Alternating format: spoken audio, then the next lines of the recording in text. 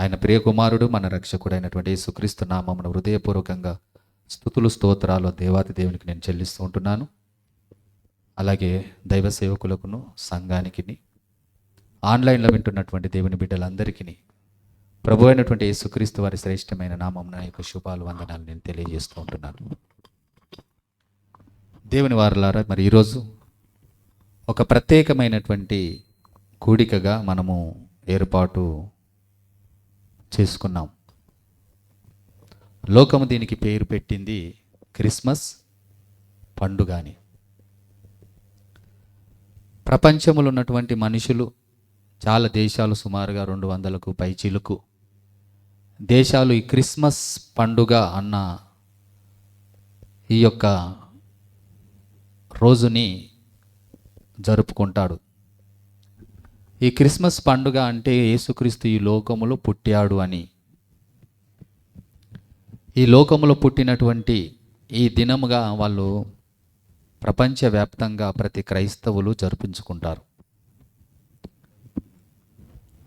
ఈరోజు చాలామంది సంతోషముతో, ఆనందముతో క్రైస్తవ లోకమంతా ప్రపంచవ్యాప్తంగా గంతులు వేస్తూ ఆనందంతో, సంతోషముతో, సంఘంలో ఒక 2 గంటలు లేట్ అయినా పర్వాలేదు, సంతోషముతో ఉండాలన్న ఆతృత ఉంటుంది. కనుక ఓపిక కలిగి దేవుని యొక్క మాటల్ని వినడానికి, దేవునిలో సంతోషించడానికి ప్రపంచ క్రైస్తవులు వేడుకగా జరుపుకుంటారు. కొందరికి డౌటు, చాలామంది యేసుక్రీస్తు 25 తారీఖు పుట్టాడా అని. పరిశుద్ధ గ్రంథంలోనికి వెళితే ఆది కాండం నుంచి ప్రకటన గ్రంథం వరకు మనం చదివిన యేసుక్రీస్తు వారు పుట్టినటువంటి ఆ సందర్భాలను మనము ఆ అధ్యాయాలను చదివిన అక్కడ డేట్ ఎక్కడ మెన్షన్ చేయబడలేదు. కానీ యేసుక్రీస్తు కూడా ఈ లోకంలో పుట్టాడన్న వాస్తవం మాత్రము చరిత్ర ప్రకారంగా సైంటిఫికల్గా రుజువు చేయబడింది. సమయము, ఆ గడియ, ఆ డేటు లేనప్పటికీ యేసుక్రీస్తు పుట్టాడు అన్న ఆనవాళ్ళు ప్రపంచ చరిత్రలోనూ, అలాగే ఆయా దేశాలలోనూ, చరిత్రలోనూ, అన్నిటిలోనూ మనకు కనిపిస్తూ ఉంటుంది. దేవుని వెతుకుతే ఎందుకు డేట్ మెన్షన్ చేయబడలేదు అని ఒక్కసారి మనము దాన్ని ఒక 2 నిమిషాలు మనం బాగా ఆలోచన చేస్తే, మనిషి యొక్క జన్మనే రహస్యం. ఈరోజు ప్రపంచానికి తెలియవలసినటువంటి సత్యం ఏంటి అంటే, భూమి మీద మనిషి జన్మనే రహస్యం. ఆదాము గారు పుట్టిన డేట్ ఎవరికైనా తెలుసా? అబ్రహాము గారు విశ్వాసులకు తండ్రి అయిన వారి డేట్ ఎవరికైనా తెలుసా? అలాగే ఇస్సాకు, యాకోబు, ఇలా అనేక మంది భక్తులు యొక్క సమయాన్ని మనకు తెలియదు. ఈ భక్తుల యొక్క సమయము, డేటు తెలియనప్పుడు వాళ్ళు ఈ లోకంలో పుట్టలేరని అర్థమా? కాదు దేవుని వాళ్ళ. మన తాత ముత్తాత యొక్క బర్త్డే మనం చెప్పగలుగుతామా? ఆ సమయంలో రాసేవాళ్ళు లేరు. కనుక వారికి పుట్టినరోజులు అనేటువంటివి జరుపుకునేవారు కాదు కూడా. అందుకే ఈ పుట్టినరోజు రహస్యమని ఎందుకు పరిశుద్ధ గ్రంథం చెప్పింది అంటే, కీర్తనల గ్రంథం. ఎందుకంటే సమయాన్ని బట్టి మనం ముందుకెళ్దాం. కీర్తనల గ్రంథం 139వ అధ్యాయం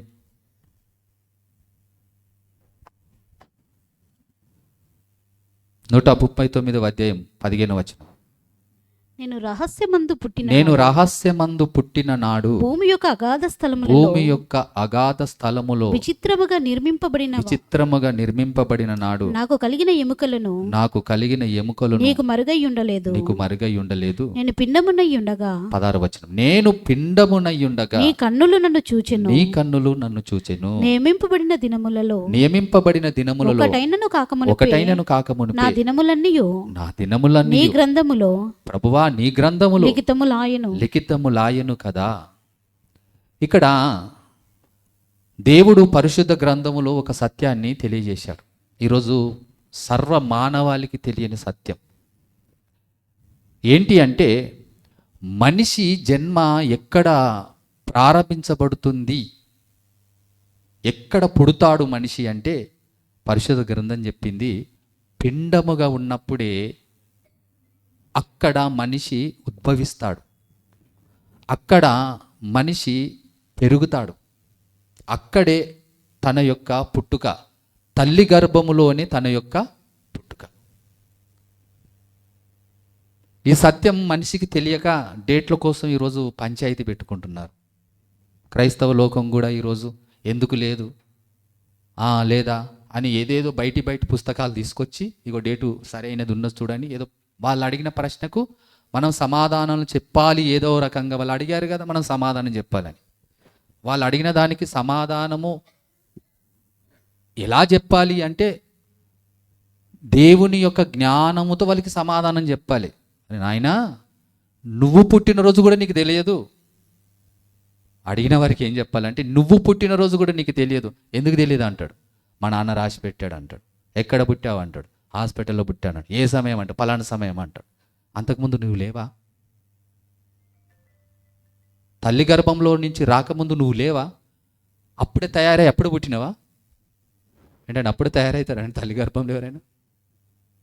అప్పుడే తయారై ఆ క్షణమునే తయారై ఆ క్షణమున పుడితే ఒక పుట్టుక అంటాం. అంతకుముందు నువ్వు లేవా? వాళ్ళే అంటారు. ఎన్ని నెలలు ఉన్నారో నువ్వు తల్లి గర్భంలో చెప్పు నువ్వు అంటే ఏం చెప్తారు? 9 మాసాలు. మరి 9 మాసాలు ఉన్నావు కదా, కౌంటింగ్ చేయవా? దేవుని వాడాలి. క్రైస్తవుడు ఒక బేస్ మీద నిలబడాలి. దేవుడు చెప్పిన బేస్ మీద నిలబడాలి. నిలబడితే అందరూ ఒప్పుకుంటారు.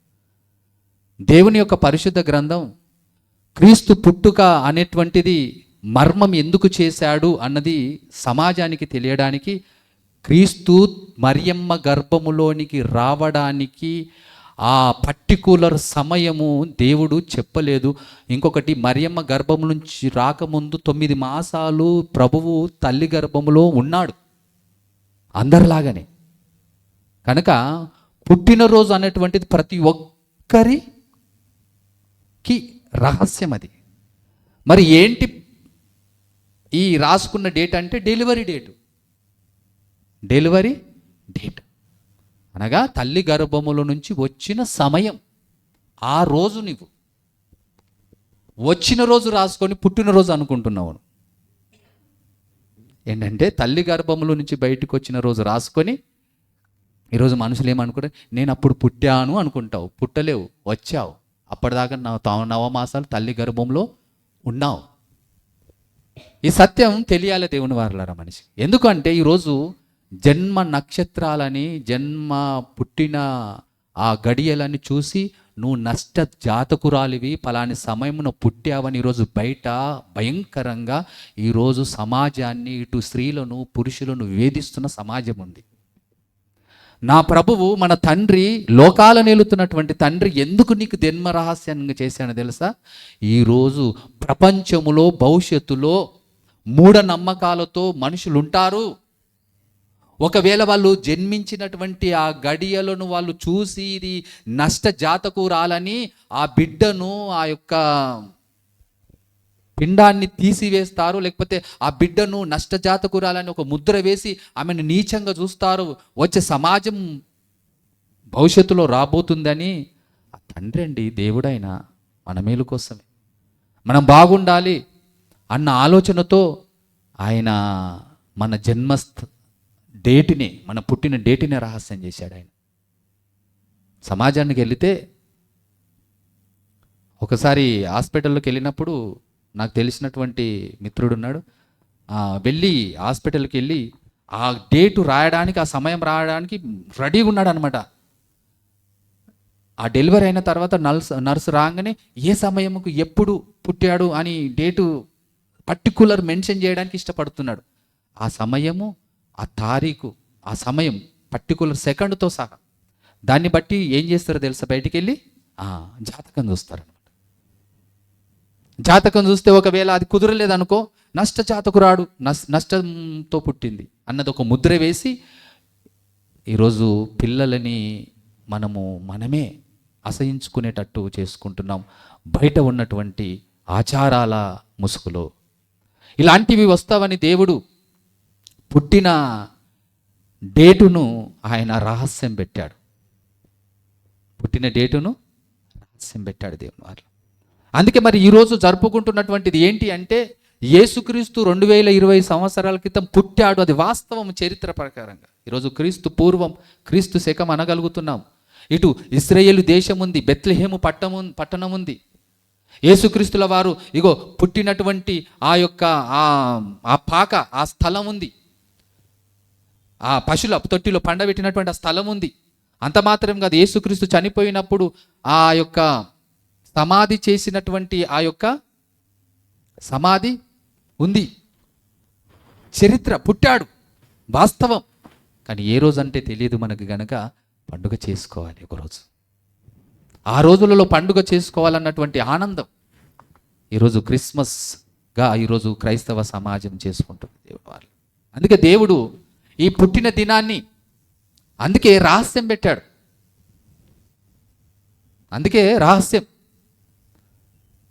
అనేక మంది అన్యులు అడిగినటువంటి ప్రశ్నలకు మనం ఏదో సమాధానం చెప్పడానికి ఏదో చరిత్ర అవి ఎతకకండి దేవుని వారు. ఇది ఈ పాఠం చెప్పండి అంతే. అందుకే మీకు చాలా రెఫరెన్సులు ఉంటాయి. పిండముగా ఉన్నప్పుడు దేవుడు మనల్ని కన్నులు చూశాడు అంటే, పిండముగా ఉన్నప్పుడే మనము పుడతాం దేవుని వారులారా. అందుకే పరిశుద్ధ గ్రంథం ఎంత సత్యమైందంటే, అందుకే అబార్షన్ చేస్తారు కదా, అది కూడా పెద్ద నేరమే. దేవుడు ఎలా లింక్ కడుతున్నాడు. ఒక మనిషిని చంపుతున్నావా, ఒక తల్లిదండ్రులుగా నువ్వు అబార్షన్ చేసుకుంటున్నావు. అరే ఇప్పుడు అవసరం లేదు నాకు పిల్లలు, అరే అనుకోకుండా పిల్లలు గర్భవతి అయినా నేను, కనుక ఇప్పుడు అవసరం లేదు నాకు, ఇంకా చదువుకోవాలి, నాకు ఇంకా నేను స్థిరపడాలి, నాకు ఇప్పుడే పిల్లలు వద్దు అని చాలామంది అబార్షన్ చేసుకుంటున్నారు. ఆ మూఢనమ్మకాన్ని తీసేయడానికి అబార్షన్ అంటే ఒక హత్య.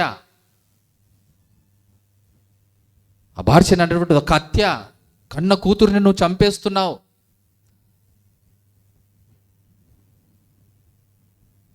తల్లిదండ్రులు పోయేసి నాకు వద్దు, మా పాప వద్దు సంతకం పెట్టేసి, ఈరోజు కన్న తల్లే మాకొద్దు అనుకొని లోపల ఉన్నటువంటి శిశువును కత్తెరలతో చంపేస్తున్న హంతకులుగా తయారవుతున్నారు ఈరోజు తల్లిదండ్రులు. ఎందుకన్నాడు దేవుడు?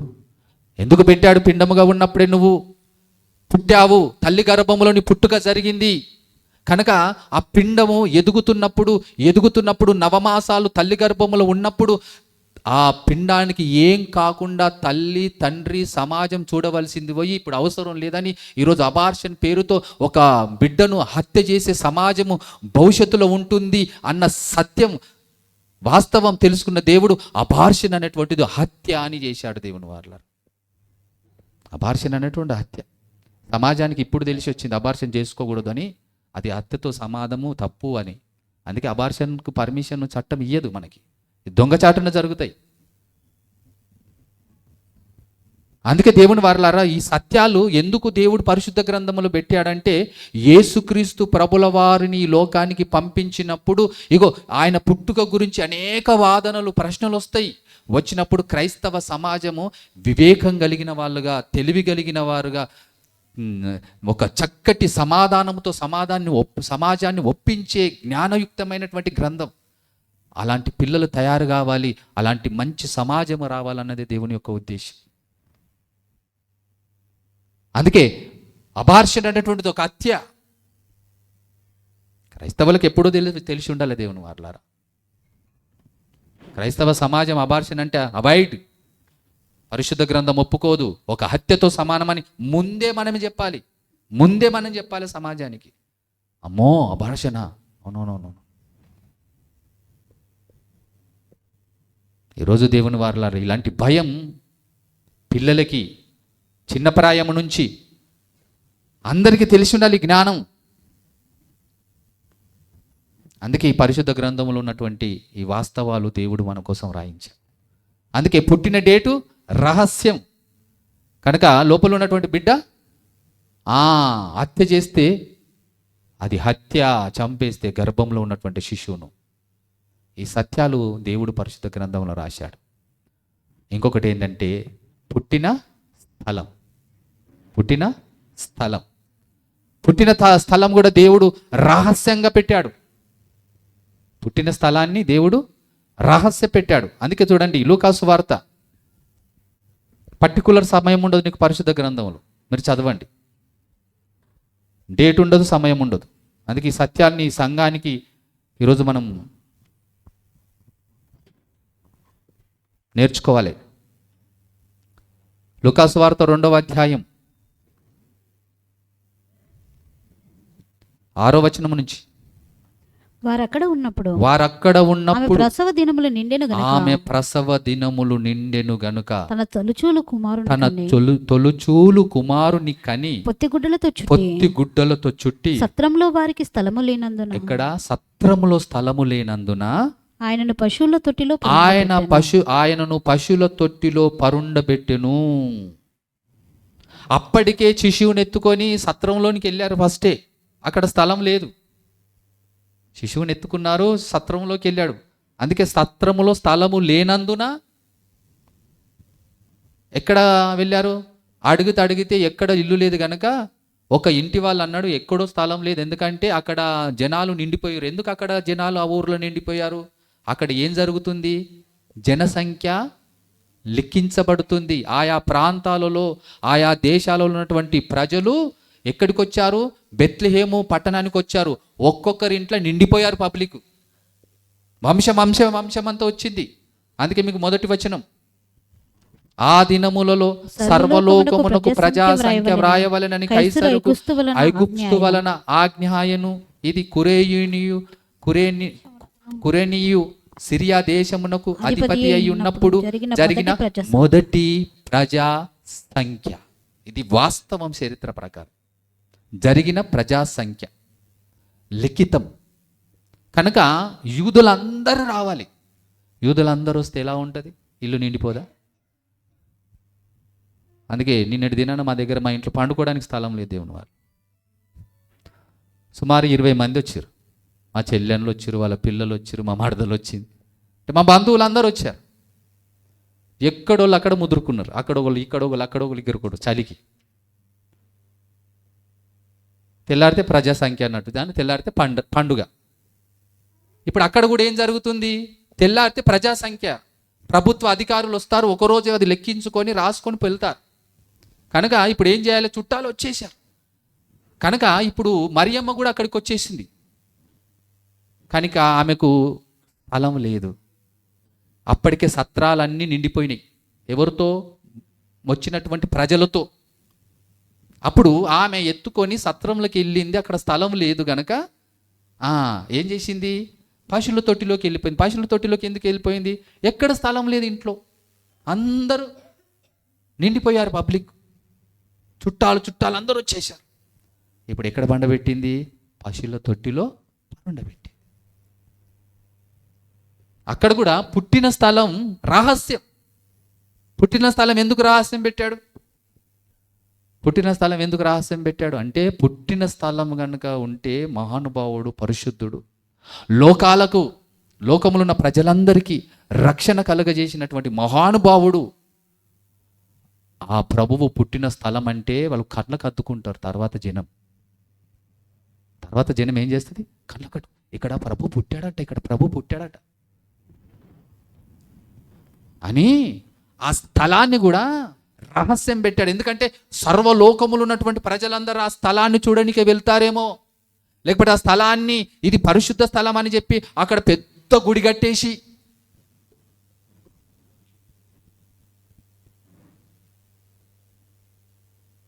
సంవత్సరానికి ఒకసారైనా కనీసం ఆ గుడిని చూడాలి ప్రభువు స్థలం అని మూఢనమ్మకాన్ని తీసుకొస్తారేమో. సుమారుగా దారూరు జాతర అంటుంది. దారులరా జాతర అవుతుంది. ఒక అతను అటాటా వెళుతుంటేనంట ఆయనకు ఒక దర్శనం లెక్క కలిగి ఆడ ఒక్కడు ఏదో ఆ రాత్రికి పండుకున్నాడంట. అది ఒక వెలుగులాగా వచ్చిందంట. అక్కడ మంచి జరిగిందంట. ఆయనకు దర్శనం అయ్యి ఇక్కడ నువ్వు జాతర జరిగిపించు అని అన్నాడంట ఒక్క వ్యక్తితోటి. సుమారు ఎంత 50-60 సంవత్సరాలు అయిందో నడుస్తూ ఉంది ఇప్పుడు జాతర. ఇలాంటి మూఢనమ్మకాలతో ప్రజలందరూ భక్తిని వదిలేస్తారు, సత్యాన్ని వదిలేస్తారు. బ్రతకాలి, ఒకరి పట్ల ఒకరికి ప్రేమ కలిగి ఒక మంచిని విడిచేసి తిరుగుతారేమో, ఒక ఆచారబద్ధకంగా చేస్తారేమో అనే ఉద్దేశంతో ప్రభువు రహస్యం చేశాడు దేవుని వారు. ఇప్పటికి చూడు, జాతరలకు వెళితే అంతా తినడం తాగడం తప్ప ఏమైనా కనిపిస్తుందా?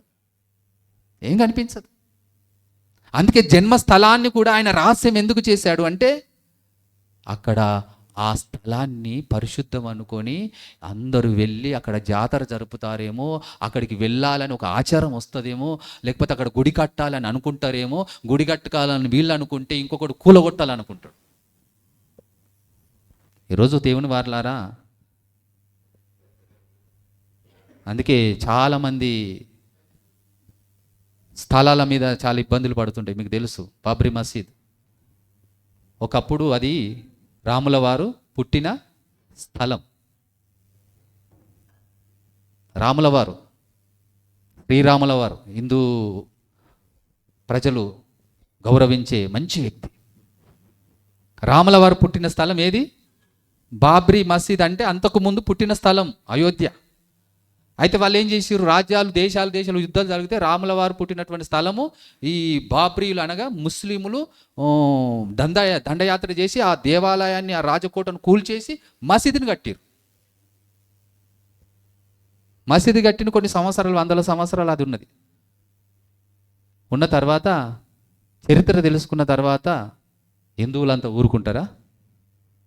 వాళ్ళకి తెలిసిపోయింది, ఇది రాముల వారు పుట్టిన స్థలం కదా, మీరు మసీదు ఎట్లా కడతారని యుద్ధం జరిగింది. ఒకరికొకరు చంపుకున్న కొన్ని 100 మంది చచ్చిపోయారు. చచ్చిపోతే బాబ్రీ మసీదును కూల్చేసి ఇప్పుడు ఏం కట్టిరు? అయోధ్య రామ మందిరం కట్టిరు. ఎన్ని ప్రాణాలు పోయినాయి, ఎంత హత్య జరిగింది, ఎన్ని వ్యతిరేకాలు వచ్చినాయి, ఎంత నష్టం. ఒకరి పట్ల ఒకరికి ప్రేమ లేదు. దేనికోసం? స్థలం. ఇలాంటి భయంకరమైనటువంటి పరిస్థితి సమాజంలో వస్తుంది. ఎందుకంటే భక్తులు పుట్టినటువంటి స్థలం అది రహస్యంగా ఉంచాలన్నదే దేవుని యొక్క ఉద్దేశం. దేవుని వారు ఉంచితే అది రహస్యమైనప్పుడు, ఎవరికి తెలియనప్పుడు దాని మీద ఎక్కువగా మక్కువ చూపించారు. నష్టం జరగదు. నా పిల్లలు సంతోషంగా ఉంటారు. దానికోసం వాదనలు పెట్టుకోరు. దానికోసం వాళ్ళు వ్యతిరేకంగా ఉండరు. ఒకరికొకరు ప్రేమ చూపించుకుంటారు, ఒకరికొకరు ఆదరించుకుంటారు, ఒకరొకరు క్షమించుకుంటారు, ఒకరికొకరు వాళ్ళు సమాధాన పడతారు అన్నది దేవుని యొక్క ఉద్దేశం. అందుకే యేసుక్రీస్తు ప్రభుల వారి యొక్క స్థలం రహస్యం, జన్మ డేటు రహస్యం. ఇప్పుడు డేట్ల కోసం కూడా పంచాయతీ.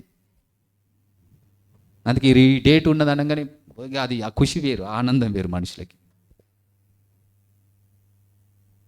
కనుక దాన్ని కూడా ఒక డేట్ ఎందుకు నీకు? నువ్వు పుట్టావా లేదన్నది ముఖ్యం ఈ లోకంలో, నువ్వు జన్మించావా లేదన్నది ముఖ్యమని ఒక సత్యాన్ని, ఒక వాస్తవాన్ని, సమాజాన్ని రియలైజ్ చేయడానికి మనుషుల పట్ల ఒక ప్రేమ అనురాగాలు కలిగి జీవించాలిరా. మీకు స్థలం ఇంపార్టెంట్ కాదు. ఏమి ఇంపార్టెంట్ కాదు? స్థలం ఇంపార్టెంట్ కాదు. మీకు డేట్ ఇంపార్టెంట్ కాదు. మీకు పుట్టినటువంటి ఆ విధానం ఇంపార్టెంట్ కాదు. ఏంటి నీకు ఇంపార్టెంట్? ఏంటి నీ బ్రతుకులో ముఖ్యమైనది? ఏంటి నీ జీవితంలో ముఖ్యమైనది అంటే నీ బ్రతుకు, నీ జీవితం. నీ జీవితమే ఒక పరిశుద్ధంగా, పవిత్రంగా ఉండాలి. ఎందుకంటే మనల్ని కన్న దేవుడు ఎలాంటి వాడో తెలుసా? ఆయన ఎలాంటి వాడైనా పరిశుద్ధుడు, ఆయన పవిత్రుడు. ఆయన అందుకే మనల్ని ఏమంటాడు? నేను పరిశుద్ధుణ్ణి, మీరు పరిశుద్ధులు కండి. నేను పవిత్రుడిని, మీరు పవిత్రులు కండి అన్నది దేవుని యొక్క సంకల్పం. దేవుని వారలారా, ఈరోజు సమాజంలో డేట్ల కోసం, పండుగల కోసం, ఎందుకు దేవునికి తెలియదా? వీళ్ళు డేట్ పెట్టాను అనుకో, వీళ్ళు పెద్ద పెద్ద పండుగ చేస్తారంటారు. పెట్టకుంటే ఇంత పెద్ద పండుగ ఉంది దేవుని వారలారా. డేటు లేకపోతే ఇంత పెద్ద పండుగ ఉంది, పెడితే అసలు ఇంకెలా ఉంటుందో. దేవుడు ఏం చేశాడంటే మీకు ప్రతిరోజు పండుగ చేసుకోవడానికి ఒక మంచి జీవితాన్ని మీ కుటుంబంలో నేను ఇవ్వాలనుకుంటున్నాను. ప్రతిరోజు పండుగ, ప్రతిరోజు పండుగ. ఒక రోజు పెట్టుకుంటే ఏం బాగుంటుంది దేవుని వారలా. ఈరోజు మా దగ్గర ఒక అతను చనిపోయాడు మా ఇంటి ముంగటనే. పాపం వాళ్ళు ఏడుస్తున్నారు. పాపం వాళ్ళ దగ్గరికి వెళ్ళి ఒక గంట సేపు ఉండేసి వచ్చినాం ఇక్కడికి, లేట్ అయింది. పాప మా కుటుంబం అంతా ఏడుస్తుంది. మిగతా వాళ్ళందరూ పండుగ చేసుకోవాలనుకుంటున్నారు. ఇప్పుడు ఏం చేయాలి? ఒక డేట్ పెట్టుకుంటే ఏమైనా ఆ రోజు సంతోషించే గడియలు ఏమైనా వస్తాయా దేవుని వారు? ప్రపంచం అంతా ఈరోజు సంతోషిస్తుందా? ప్రపంచంలో ఎంతమంది చనిపోతారు? నిమిషానికి ఒక 18 మంది అంటే. అందుకే దేవుడు అంటున్నాడు ఫిలిప్పీలకు రాసిన పత్రికలో ఒక మంచి మాట అంటాడు చూడండి దేవుని వారలారు. ఫిలిప్పీలకు రాసిన పత్రిక 4వ అధ్యాయం 4వ వచనం. ఫిలిప్పీలకు రాసిన పత్రిక 4వ అధ్యాయం. ఎల్లప్పుడూ ప్రభువునందు ఆనందించుడి. ప్రభువునందు ఆనందించుడి. మరలా చెప్పుతున్నా ఆనందించుడి. ఎల్లప్పుడూ అంటే ప్రతిరోజు మనకు ఆనందం, ప్రతిరోజు మనకు సంతోషం కాగలగాలి. ప్రతిరోజు సంతోషం అంటే ఎంత బాగుంటుంది దేవుని వాళ్ళు. ఈరోజు సంతోషం నాకు తెలిసి ఆ బట్టలు, ఆ తిండి దాన్ని బట్టి సంతోషిస్తాం. కానీ గుండెల మీద చేసుకోండి దేవుని వారు, అసలు నిజంగా మీరు సంతోషంగా ఉన్నారా? ఏం సంతోషం అన్నా. కుటుంబంలో అనారోగ్యం ఒకవైపు, అప్పుల బాధలు ఒకవైపు,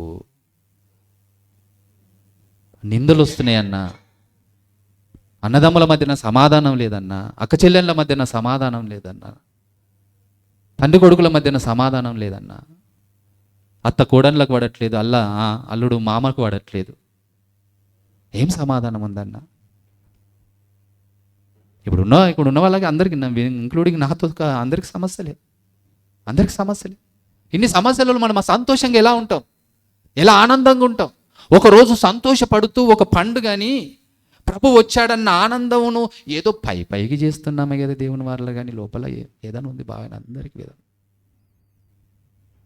మరి దినం మెల్ల సంతోషించే వాతావరణం నా పిల్లల్లో కల్పించాలి, నా బిడ్డలు ఎప్పుడు సంతోషించాలి అని దేవుడు తన ప్రియకుమారుని లోకానికి పంపించాడు. లూకాసు వార్త 2వ అధ్యాయం.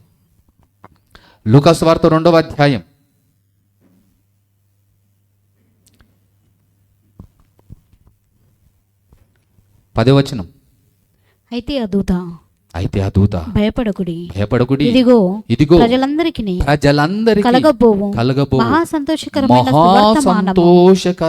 శుభవర్తమానం నేను మీకు తెలియజేయుచున్నాను. శుభవర్తమానం, ఒక వర్తమానము దేవదూత తీసుకొని వచ్చింది. ఇక ప్రజలందరికీ కలగబోవు ఒక సంతోషకరమైన వర్తమానము. అదేంటంట చెబుతున్నాడు కిందికి. దావీదు పట్టణం నేడు రక్షకుడు మీ కొరకు పుట్టియున్నాడు, ఈయన ప్రభువైన క్రీస్తు. దానికి ఇదే కానవాలు. ఒక శిశువు పొత్తిగుడ్డలతో చుట్టబడి ఒక తొట్టిలో పండుకొని ఉండుట మీరు చూచెదరని వారితో చెప్పాను. వెంటనే అక్కడి నుంచి చదువు. వెంటనే ఏం జరిగిందట? పరలోక సైన్య సమూహం దూతతో కూడా నుండి, ఏ దూతతో? వచ్చినటువంటి గాబ్రియేలు దూత వచ్చి అక్కడ ఉన్నటువంటి ఆ ఊరిలో ఉన్నటువంటి అక్కడున్న ప్రజలకు తెలియజేస్తుంది, ఒక సంతోషకరమైన వార్త నేను తీసుకొచ్చాను.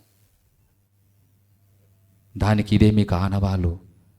దావీదు పట్టణమందు ఒక రక్షకుడు మీకోసం పుట్టి ఉన్నాడు, ఆయన ప్రభువు రక్షకుడు అని గాబ్రియేలు దూత ఈ వచనం ప్రజలందరికీ చెప్పేసరికి ఏం జరిగిందంట? పరలోక సైన్య సమూహము ఆ దూతతో కూడా, పరలోకంలో ఉన్నటువంటి దేవదూతలన్నీ కూడా గాబ్రియేలు దూతతో ఒక గొంతెత్తి ఒక ఆనందాన్ని, ఒక శుభవార్తని చెబుతున్నాయి అక్కడ. ఏంటి ఆ శుభవార్త?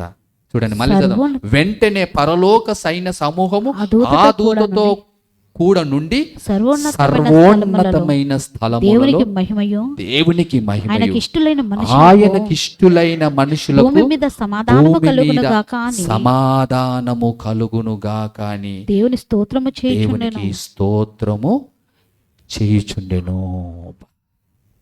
దూతలన్నీ కూడా కోటాను కోట్ల దేవదూతలు గాబ్రియేలు దూతతో సంతోషిస్తున్నాయట భూమి మీద ఉన్నటువంటి మనుషులందరికీ. అంటే అప్పటికి కొన్ని కోట్ల మంది ఉన్నారు దేవుని వారలారా భూమి మీద, కొన్ని కోట్ల మంది ఉన్నారు. అప్పటికి అక్కడ కోట్ల మందికి సమాధానం లేదు, తృప్తి లేదు, ఆనందం లేదు, సంతోషము లేదు. ఏదో అప్పటి వరకు పండుగలు చేసుకుంటున్నారు. యూదులు కూడా అంతే, పండుగలు వచ్చిందంటే సంబరాలు, సంతోషముతో గంతులేస్తున్నారు. ప్రజలందరూ గంతులేస్తున్నారు. యేసుక్రీస్తు కాలం వరకు సంతోషం అన్నటువంటిది ఆ ఒక్క రోజుతో పరిమితం అయిపోయింది ఆ కాలం నాటికి. కానీ దేవుడు అనుకున్నాడు, అది కాదు సంతోషం అంటే, ఎల్లప్పుడూ సంతోషమించే ఒక శుభవర్తమానాన్ని ఇగో కుటుంబీకులలో, ప్రతి వ్యక్తులలో, ప్రజలందరికీ నేను తెలియజేయాలని దేవుడు అనుకొని యేసుక్రీస్తును భూలోకములోనికి పంపించాడంట. ఇగో దావీదు పట్టణములో నుంచి కన్యక గర్భమందు జన్మింపజేశాడట. సమాధానం కలగాలి, వాళ్ళకి సమాధానం రావాలి. యేసుక్రీస్తున్న కాలం ఎలాంటిది దేవుని వారల, రోమీలకు రాసిన పత్రిక. యేసుక్రీస్తున్న కాలం ఎలాంటిదో చూడండి దేవుని వారల. రోమీలకు రాసిన పత్రిక 3వ అధ్యాయము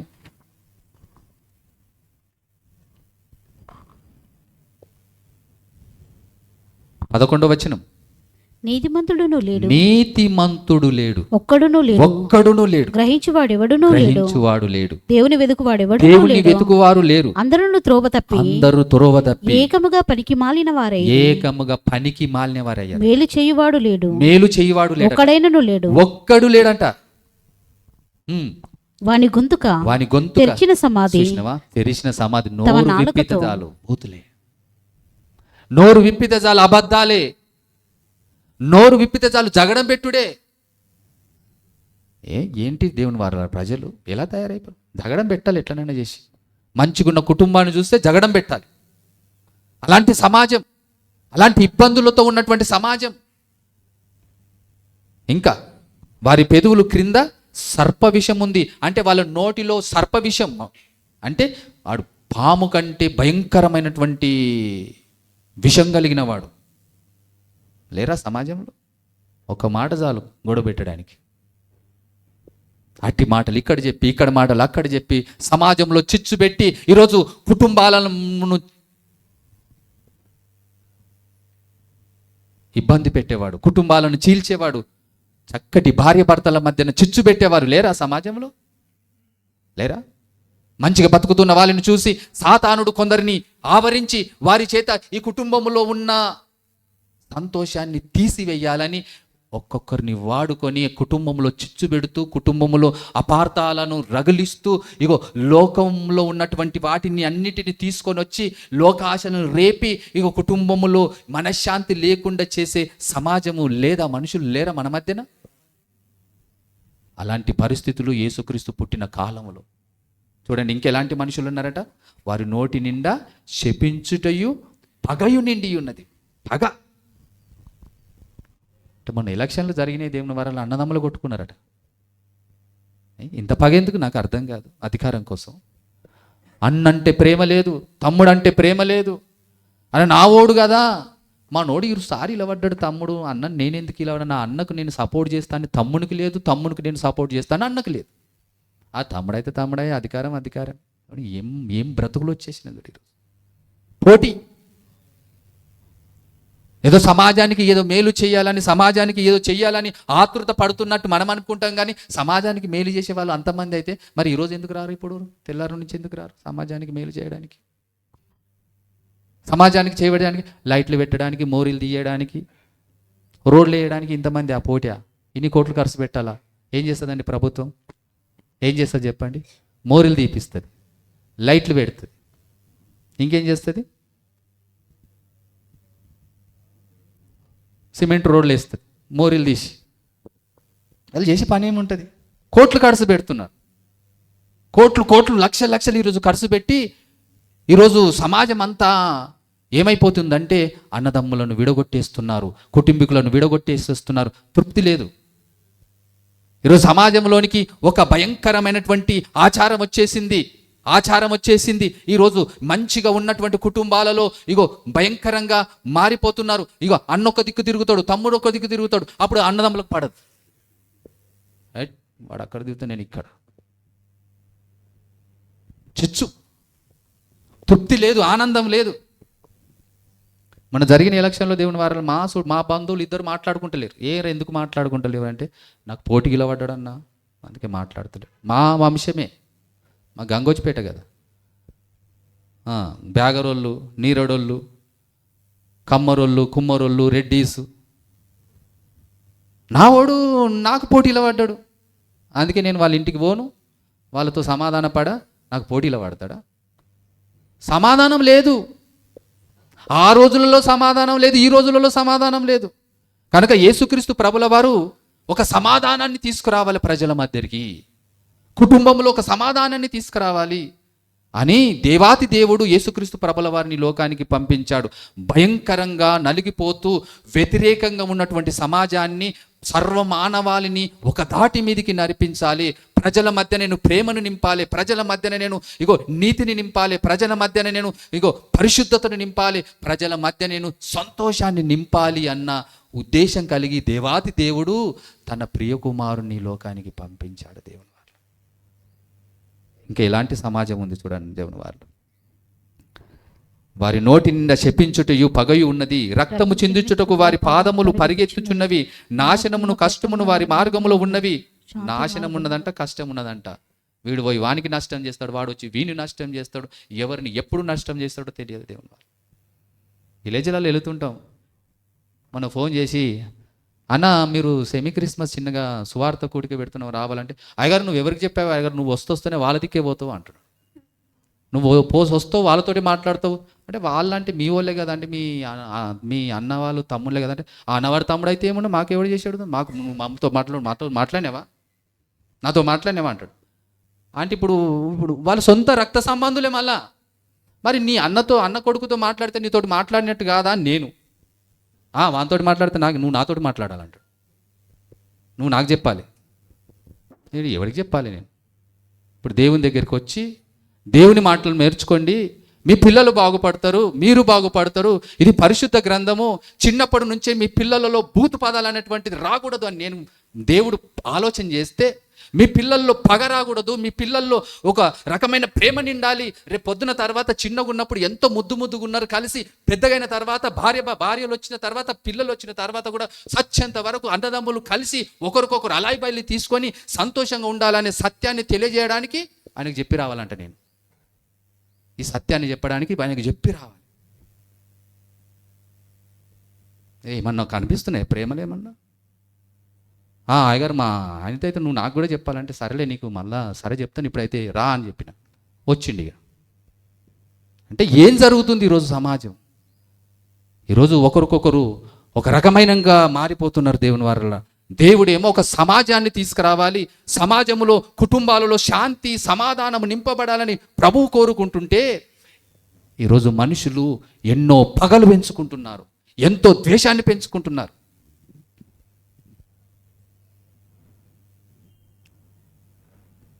నిన్న రాత్రి మా తమ్ముడు చెప్తున్నాడు, అన్న మనోడు ఫోన్ చేసిండు అన్న అంటే, ఎందుకు ఫోన్ చేసిండు? పైసలు అడిగిండు అన్నాడు. పైసలు అడిగితే రేపు ఇద్దామని అనుకున్నా అంటే, సరేలే అని. తెల్లారి లేట్ అయిందంట ఈయనకి. ఆయనకు ఏదో ఒక 300-500 అవసరం ఉన్నాయట. లేట్ అయింది. మెసేజ్ పెట్టిండంట, అన్న నువ్వు పైసలు 300 ఇవ్వమంటే ఇవ్వలేవు, నువ్వు మా ఇంటికి మాతోటి రాకూడదు, మా ఫంక్షన్లకు రాకూడదు, మాతోటి మాట్లాడొద్దు, మాతోటి ఇవ్వలేదు. 300 ఇవ్వకపోతేనే 300 ఇవ్వకపోతేనే మాతోటి రాకూడదు, మా ఫంక్షన్లకు నేను అడిగినప్పుడు నువ్వు ఇవ్వలేవు. అవి ఎందుకు? మళ్ళా ఏదో కుటుంబంలో అవసరం ఉండి కాదు, ఏదో కుటుంబంలో పిల్లలకు అవసరం ఉంది కాదు, ఫీజు కట్టడానికే కాదు. అది 300-400 దేనికి అవసరం ఉంటాయి? ఫీజు కంటే ఒక 5,000-10,000 అవసరం ఉంటాయి. 500 దేనికి అవసరం ఉంటాయి? ఆ రోజు గడపాలి కనుక ఇవ్వలేదు కనుక నువ్వు రావు. పైసలు ఇవ్వకపోతే చిన్న సహాయం అంటే మంచి వాళ్ళ మధ్య ఎందుకు ఇలాంటి మంచిని గ్రహించని సమాజము ఈ రోజు కూడా ఉంది అంటే ఆ రోజు కూడా ఉంది. యేసుక్రీస్తు పుట్టిన కాలంలోనూ ఉంది, ఈ రోజు కూడా ఉంది. దేవుని వారలారా, ఇలాంటి సమాజానికి ఏం చేయాలనుకుంటున్నాడు దేవుని వారికి? కింద చదివితే భయంకరంగా ఉంటుంది. అందుకే వారికి ఏం లేదంట, నోటి నిండా శపించమైనటువంటి మాటలు కలిగిన వారు ఉంటారంట, అబద్ధాలు ఆడతారట. నాశనమును కష్టమును వారి మార్గంలో ఉన్నవి, శాంతి మార్గం వారు ఎరగరు. అంటే శాంతి అంటే ఏందో తెలియదట, శాంతి సమాధానాలంటే తెలియదంట కుటుంబాలలో. అట్లా బ్రతుకుతున్నారంట దేవుని వారు యేసుక్రీస్తు కాలంలో. అలాంటి భయంకరమైనటువంటి సమాజాన్ని కడిగి పరిశుద్ధపరిచి నా ప్రభువు నా కుమారుని లోకానికి పంపించి వారికి ఒక సమాధానాన్ని నేను ఇవ్వాలి, కుటుంబంలో శాంతిని నింపాలి, కుటుంబంలో ఆనందాన్ని నింపాలని దేవుడు తన ప్రియ కుమారుని లోకానికి పంపించాడు, యేసుక్రీస్తుని లోకానికి. అందుకే యేసుక్రీస్తు పంపించి యేసుక్రీస్తు ద్వారా ఒక పాఠాన్ని నేర్పుతున్నాడు దేవుని వారలారా. ఏం పాఠము? యేసుక్రీస్తు పుట్టక ముందే ఆయన గురించి రాసినటువంటి ప్రవచనము చూడండి. యెషయా గ్రంథము 42వ అధ్యాయము, యెషయా గ్రంథము 42వ అధ్యాయము. యేసుక్రీస్తు గురించి ప్రవచనం అక్కడ రాయబడి ఉంది.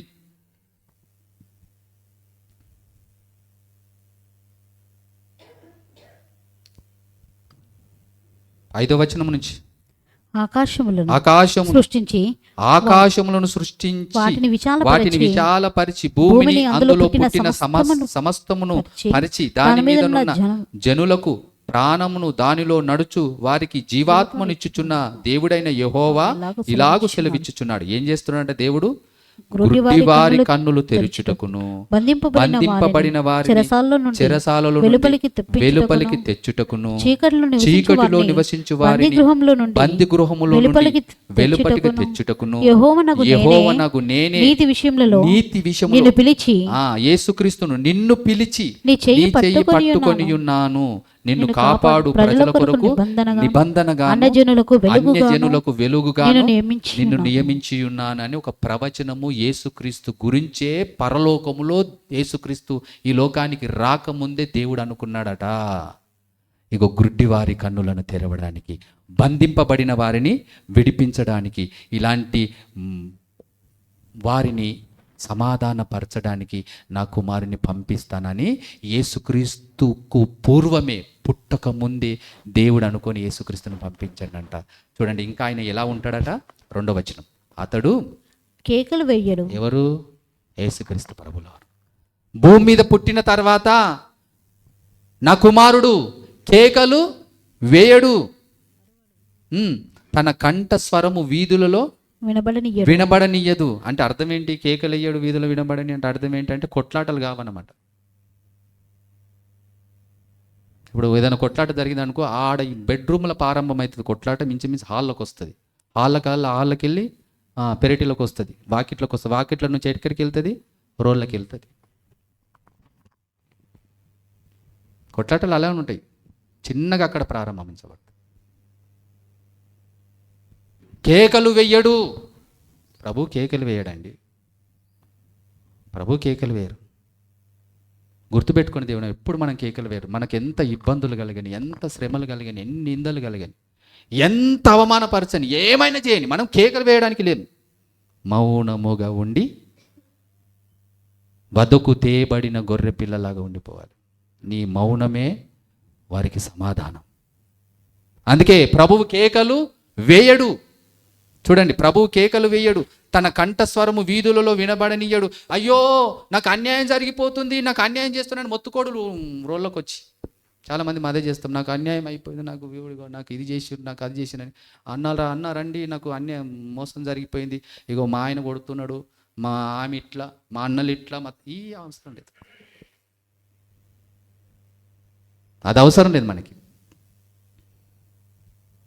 నాకు న్యాయం చేయడానికి రండి రండి అని పిలిచే వారు కాదు. మౌనం. నేను కొట్టినా, తిట్టినా, అవమానపరిచిన, నిన్ను దోచుకున్నా, దేవుడు ప్రతి ఒక్కరికి లెక్క అడగబోతున్నాడు. కానీ నువ్వేం చేయాలి? మౌనం వహించాలి. మౌనం. యేసుక్రీస్తు ప్రభుల వారికి రాళ్ళతో కొట్టడానికి ఆయన పెరిగిన తర్వాత కుటుంబాలలో సంతోషాన్ని నింపడానికి ప్రతి గ్రామానికి వెళుతున్నాడు, ప్రతి పట్టణానికి వెళుతున్నాడు, ప్రతి గృహాన్ని దర్శిస్తున్నాడు. మీ కుటుంబంలో చీకటి ఉన్నది, మీ కుటుంబంలో శాంతి లేదు, నువ్వు ఈ ఈ ఈ బ్రతుకు మార్చుకో, మారు మనసు పొందుకో అని దేవుడు యేసుక్రీస్తు ప్రభుల ద్వారా, యేసుక్రీస్తు ప్రభుల వారు ప్రతి ఇంటింటికి వెళ్ళి సువార్త ప్రకటిస్తున్నప్పుడు కొందరికి నచ్చలేదు. నచ్చక రాళ్ళతో కొట్టాలని ప్రయత్నం చేస్తున్నాడు. అప్పుడు ఏం చేశాడు ఆయన? ప్రభు దాక్కొని అలా వెళ్ళిపోయాడు. ఏం చేశాడంట? దాక్కొని వెళ్ళిపోయాడు. ఎందుకు కొడుతున్నాడు? ఎదురు తిరిగిండు ఎక్కడన్నా. మళ్ళీ తెల్లారొచ్చి, ఇగో నిన్న రాళ్ళు కొట్టడానికి ఈ పరిసయ్యులు వీళ్ళందరూ వచ్చారని వాళ్ళ గ్యాంగ్ని వేసుకొని ఏమైనా వచ్చాడా యేసుక్రీస్తు ప్రభు? ఎందుకు ఆయన అంటే ఎప్పుడు 100 మంది ఉంటారు యేసుక్రీస్తు ప్రభు ఎంబడి. ఆయన చెప్తే రారా? ఆయన పంచాయతీ పెట్టుకోడు దేవుని వారలారా. ఏ బ్యూటిఫుల్ క్యారెక్టర్ అయినది. అట్లా ఆయన గురించి మాట్లాడితే ఏమొస్తాయి? గూప్ అనండి, వస్తాయి. ఆయన ప్రభు ఆయన ఎంత బాగుంటాడు దేవుని వారల. ఆయన హాయిగా ఉంటాడు. ఎంత అన్నాను నాకు ముషుముషుగా నవ్వుకుంటూ సంతోషంతో ఉంటాడు. ఆయన ఓపిక కలిగి ఉంటాడు. ఆయన కొట్టనికి వస్తుంటే మళ్ళీ తెల్లారి రావచ్చు, అడగొచ్చు కూడా. కానీ ఓన్లీ ఈరోజు కొట్టారు కదా, రేపు మారిపోతారు లేని మళ్ళీ వచ్చి మళ్ళీ వాళ్ళకు సువార్త ప్రకటించాలి, వాళ్ళకు మేలు చేయాలని, వాళ్ళ కుటుంబాలలో సమాధానం నింపాలని ప్రభువు ఇగో దేవుని యొక్క చిత్తాన్ని జరిగిస్తూ ఉంటున్నాడు. అందుకే ఆయన కంఠస్వరము వీధులలో వినబడనీయడు, నలిగిన రెల్లును అతడు విరువడు, మకమకలాడుచున్న జనపనార వత్తిని ఆర్పడు. అంటే ఆయన వెలుగుని ఎప్పుడు ఆర్పడు దేవుని. తను నీతిగా బ్రతకాలంటే బతికేస్తాడంతే. నేను నీతిగా బ్రతకాలంతే. నాకెంతమంది అన్యాయమైన చేయండి, ఎంతమంది ఇబ్బంది అయినా చేయను, నాకు ఒక విధానం ఉంది. ఏంటంటే నా తండ్రి నీతి విషయంలో నా చెయ్యి పట్టుకున్నాడు గనక ఈ లోకంలో నేను బ్రతికినన్ని రోజులు, నా పుట్టుక నుంచి ఇగో నేను మరణించే వరకు నీతిగా బ్రతకాలన్నది ఆయన అనుకున్నాడు. ఎప్పుడు ఆ నీతిని ఆర్పలేడు దేవుని వారు. నీతిని ఆర్పలేడు ఆయన. ఎక్కడన్నా ఆర్పినట్టు ఉందా తన జీవితంలో? చెప్పండి. ఆయనను కొడుతున్నా, ఉమ్మి వేస్తున్నా, ఎంత హింసించినా, ఎక్కడ ఏ విషయంలో ఆయన అయ్యో నాకు అన్యాయం అయిపోతుంది, నన్ను చంపుతున్నారని ఆ దాఖలాలు అక్కడ కనిపించవు దేవుడు. చూడండి ఏమంటాడు చూడండి. అతడు నలిగిన రెల్లును అతడు విరువడు, మకమకలాడుచున్న జనపనార వత్తిని ఆర్పడు, అతడు సత్యమును అనుసరించి న్యాయమును కనుపరుచును. సత్యమును అనుసరించి న్యాయమును న్యాయంగా బ్రతకాలన్నదే ఆయన గురి దేవుని వారు. న్యాయంగా బ్రతకాలి. న్యాయంగా బ్రతకడం ఇంపార్టెంట్ ఈ రోజుల్లో. నీకు డబ్బున్నది ఇంపార్టెంట్ కాదు. నువ్వు ఎన్నో కోట్లు కట్టుకోవచ్చు, నీకు ఏమైనా ఉండవచ్చు. నువ్వు నీతిగా బ్రతకకపోతే, న్యాయముగా బ్రతకకపోతే అవన్నీ వేస్ట్, సున్నతో సమానం దేవుని దృష్టిలో, జీరోతో సమానం. నీ కుటుంబంలో నువ్వు పేదవాడివైనా, దరిద్రుడివైనా, నీకు ఏమి లేకపోయినా, చిన్న గుడిసున్నా, నీలో ఏముండాలో తెలుసా? నీతి ఉండాలి. నీలో సత్యం ఉండాలి. నీ జీవితంలో ఒక పవిత్రత ఉండాలి. నీ జీవితంలో ఒక సంతోషం ఉండాలి. నీ జీవితం ఒక ఆనందంగా ఉండాలి. నలుగురిని ఆనందపరిచే వాడిగా నువ్వు తయారు కావాలి. నలుగురికి ఉపయోగపడేవాడిగా నువ్వు తయారు కావాలి. యేసుక్రీస్తు ప్రభుల వారు తన జీవితంలో ఆయన చేసింది సత్యాన్ని ఎప్పుడు విడవలేడు. ఆయన న్యాయాన్ని ఎప్పుడు విడవలేడు. తన ప్రాణం పోయేంత వరకు ఆయన న్యాయాన్ని విడవలేడు దేవుని వారలారా. అలాంటి ప్రభు వారిని ఈ లోకములో పుట్టించాడు. అందుకే దూత వచ్చి అంటుంది, సర్వలోకమా, లూకా సువార్త, ఇప్పుడు అక్కడికి రండిగా, సర్వలోకమా, సర్వోన్నతమైన స్థలములలో దేవునికి మహిమ కలుగునుగాక. ఎందుకంటే ప్రభు మాకు వచ్చేశాడు, మా కుటుంబంలో శాంతి సమాధానం నింపబడుతుంది అని అక్కడున్న ప్రజలు సంతోషించాలని దేవుడు కోరుకున్నాడు. అందుకే దేవదూతలు అంటున్నవి, ఇగో సర్వోన్నతమైన సరములలో దేవునికి మహిమయు, ఆయనకి ఇష్టులైన పిల్లలకు భూమి మీద ఏం కలగాలి? సమాధానం కలగాలి. సమాధానం ఉండాలి భూమి మీద. పిల్లలందరికీ సమాధానం ఉండాలి. జీవితం ఎలాంటిది దేవుని వారిలో కొన్ని రోజులు బ్రతికి చచ్చిపోయే వాళ్ళం మనం. భూమి మీద ఎలా ఉండాలి అంటే సమాధానంగా బ్రతకాలి, ఒకరికొకరు ప్రేమ కలిగి బ్రతకాలి, ఒకరికొకరు అవసరతలో ఉండాలి. మా చెల్లెలున్నది, మా ప్రాణం మా చెల్లెలంటే నాకు. మా నిర్మల ఉందాడు. ఎందుకు సంతోషం, మా అన్న బాధపడుతుండని, అప్పుల బాధతో బాధపడుతుందని ఇంటికి వెళ్ళాను.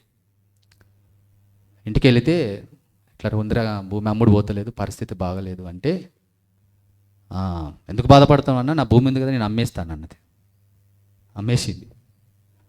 అమ్మేసి 30 లక్షలు తెచ్చి చేతిలో పెట్టి, 30 లక్షలు. నేను అనుకుంటాను, నేను చూడలేదు ఇంతవరకు ఎవరిని 30 లక్షలు చేతిలో పెట్టి ఒక పేపర్ రాసుకోలేదు, ఇప్పటికీ ఒక పేపర్ రాసుకోలేదు. 30 లక్షలు దేవుని వారలారా. ఎందుకు చెప్తుంటే లైవ్లో సాక్ష్యం రా చూపెడతా. మా చెల్లెళ్ళు 3 ఉన్నారు ఈడ, వాళ్ళ ముంగటనే 30 లక్షలు చేతిలో పెట్టింది. వాళ్ళ పిల్లలు పెద్దోళ్ళు పెళ్లిళ్ళు అయినాయి. తీసుకోమా, మా నీకంటే ఎక్కువనా, తీసుకో. 30 లక్షలు చేతిన ఒక పేపర్ రాసుకోలేరు దేవుని, ఒక పేపర్ రాసుకోలేరు. నువ్వు బాధపడొద్దు అన్నాడు. పోయిన 30 లక్షలు వేరే వాళ్ళు కట్టేసిన, ఇప్పటికీ ఏమి ఇవ్వలేను దేవుని వారు వాళ్ళకు, ఏమి ఇవ్వలే. నా ప్రాణం పోయేంత వరకు వాళ్ళకి ఏదో చేస్తాను నేను. అందుకే దేవుడు నన్ను ప్రాణంతో ఉంచాడు, ప్రాణంతో ఉంచాడు. ఆదుకున్నారన్ని కట్టేశాను. ప్రేమ. చెల్లెలంటే అన్నకు ప్రేమ, అన్నంటే చెల్లెలకి ప్రేమ. ఏం కావాలన్న నీకు? నా భర్త మంచోడన్నా, ఏం కావాలి, ఏం కావాలి, ఎన్ని కావాలి, ఏం కావాలి చెప్పు అని అడిగటోళ్ళు కావాలి దేవుని వారు. ఈరోజు ఇంటికి వచ్చి అడిగటోడు కావాలి. అలాంటి సమాజాన్ని ప్రభువు నిర్మించబోతున్నాడు ఈరోజు. ఎంతమంది అప్పుల బాలతో, కన్నీళ్లతో, ఇల్లు లేక, తినడానికి తిండి లేక బాధపడుతున్న సమాజం లేదా? ఉన్నోళ్ళు ఉన్నోళ్ళే ఉన్నారు, లేనోడు లేనోడుగా ఉన్నాడు. రక్త సంబంధాలు పోయినవి. అందుకే దేవుడు ప్రజలందరికీ ఒక సమాధానాన్ని ఇవ్వాలి. డబ్బు కాదు ఈరోజు ముఖ్యము, ఆస్తి కాదు ముఖ్యము. నీకు కావలసిన నీ కన్నవాళ్ళు, నీ తోబుట్టువులు, నీ తండ్రి, నీ తల్లి, గుండెల మీద వేసుకొని నీ తల్లిని పెంచే వాడిగా తయారు కావాలి. గంటలు నీ తండ్రితో గడిపే వారికి తయారు కావాలి. ఒక అన్నతో మాట్లాడేవారు తయారు కావాలి. యేసుక్రీస్తు ప్రభుల వారిని పంపించాడు, ఆ సమాధానాన్ని ఇచ్చాడు. మా చెల్లెలకి ఈ వాక్యం తెలియదు దేవుని వారలారా. నాకు అనిపించింది, ఇప్పటికీ అనుకుంటా, అమ్మ నీకు యేసుక్రీస్తు అంటే తెలుసు, చిన్నప్పటి నుంచి చర్చికి వెళ్ళింది కానీ మారు మనసు పొందలే ఇంకా. కానీ ఆమె మనసు చూస్తే దేవుని వారలారా నేనే ఆశ్చర్యపోతా. ఎంత జాలిగుండె అంటే అందరినీ ప్రేమిస్తుంది. మా మామ కూడా అంతే. ఎందుకు చెప్తున్నానంటే దేవుని వారలారా గురించి, అంటే మీకు కూడా అలాంటి వాళ్ళు ఉన్నారు, మీరు కూడా చెప్పండి. మంచుల గురించి చెప్పడం మంచిది దేవుని వారలారా. మీ ఇంట్లో కూడా ఉన్నారు, చెల్లెళ్ళు ఉన్నారు, అక్కలు ఉన్నారు, మీ మామలు ఉన్నారు. చెప్పండి, మంచిది చెప్పండి. చెడు కంటే మంచిని చెప్పండి, తెలుస్తుంది సమాజానికి. తీసుకొచ్చి ఇచ్చినప్పుడు ఒక ఆనందం ఇప్పటికీ మర్చిపోను నేను ఆ సంతోషాన్ని. ఆదుకునేవారు కావాలి దేవుని వారలారా, ఆదుకునేవారు కావాలి. ఈరోజు మనమే ఎదిగిపోయి అలా ఏం చేసుకుంటావు? ఏడదాకా ఎదుగుతావు? ఏముంది లోకంలో? ఎప్పుడు చచ్చిపోతామో తెలియదు, ఎప్పుడు ప్రాణం పోతుందో తెలియదు. మనుషుల గుండెల్లో ప్రేమ నింపి చావాలి. మనుషులు మనము నిజంగా ఉన్నాము అంటే అన్నరా ఏం నలిగిపోతాడు. యేసుక్రీస్తు నలిగిపోయాడు దేవుని వారలారా. అందరూ కుటుంబాలలో ఆయన సంతోషాన్ని నింపడానికి నలిగిపోయాడు. ఆయన ఏం సంపాదించుకున్నాడు యేసుక్రీస్తు ప్రభు? ప్రతి ఒక్కరి గుండెల్లో ప్రేమ సంపాదించుకున్నాడు ఆయన. ఈరోజు ఆయన చనిపోయి 2020 సంవత్సరాలైనా ఈరోజు మనం ప్రభువు గురించి మాట్లాడుకుంటున్నాము అంటే ఆయన సామాన్య వ్యక్తి కాదు, ఆయన రక్షకుడు. పాపులను క్షమించి శాంతి మార్గంలోనికి తీసుకొని వచ్చి కుటుంబాలలో సంతోషాన్ని నింపిన శకపురుషుడు ఆయన. ఆయన కోట్లు సంపాదించలేదు, ఆయన మనుషుల గుండెల్లో ప్రేమను సంపాదించాడు. ఈరోజు మనం అలా ఉండాలి దేవుని వారిలో. ఇది మర్మం. యేసుక్రీస్తు యొక్క భూలోకానికి రావడానికి కుటుంబాలలో శాంతి సమాధానాలు నింపబడాలి.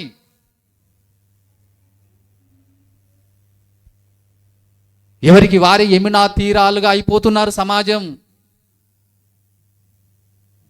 ప్రకృతిని ప్రేమిస్తున్నారు, లోకాన్ని ప్రేమిస్తున్నారు. ప్రేమలు లేవు, ఒకరికొకరు పట్ల ప్రేమలు లేవు, చల్లారిపోయినవి. భయంకరమైనటువంటి సమాజం తయారైంది దేవుని వారలారా బయట.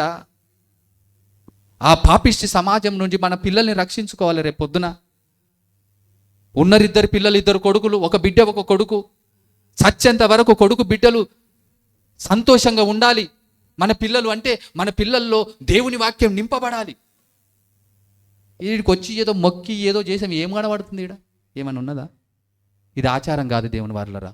గుండెల నిండా ప్రేమను నింపుతుంది, మీ కుటుంబాలను బాగు చేస్తుంది.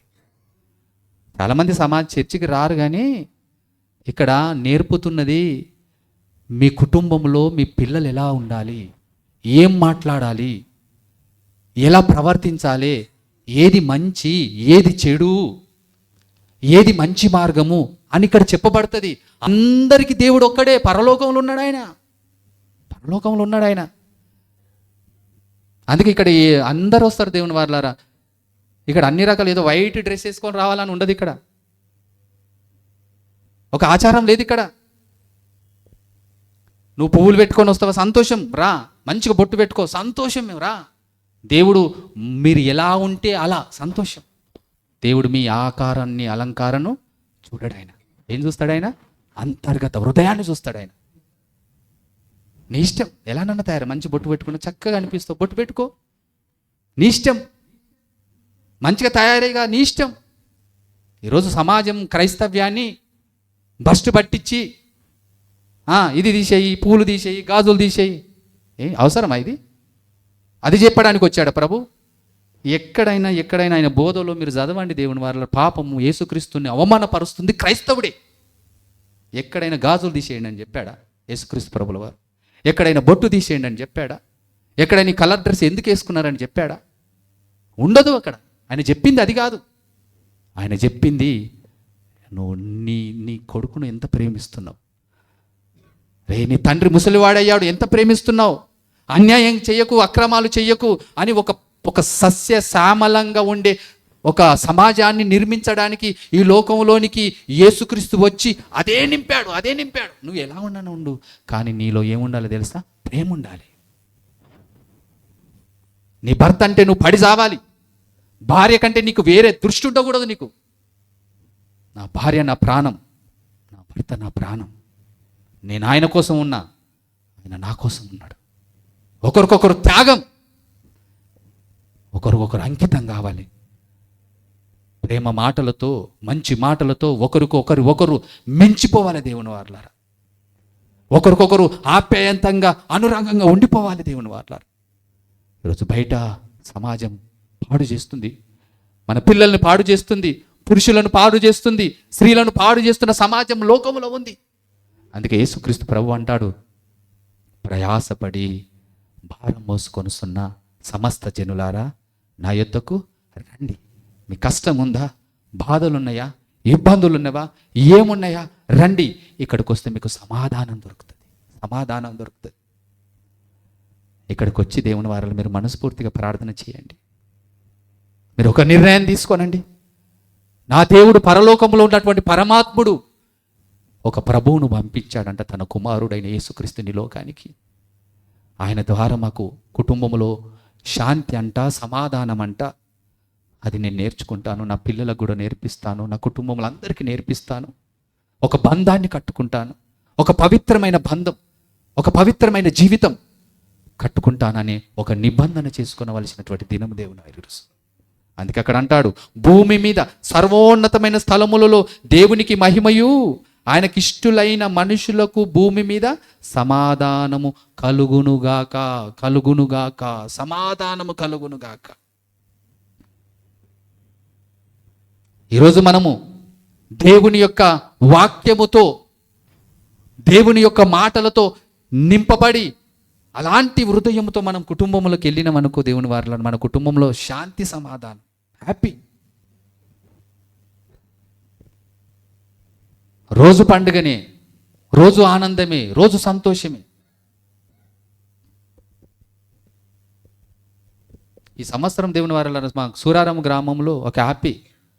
వాళ్ళు రోజు మార్నింగ్ సాయంత్రం 4 గంటల నుంచి 8 గంటల వరకు మందిరం తెరుచుకొని కూర్చుంటున్నారంట.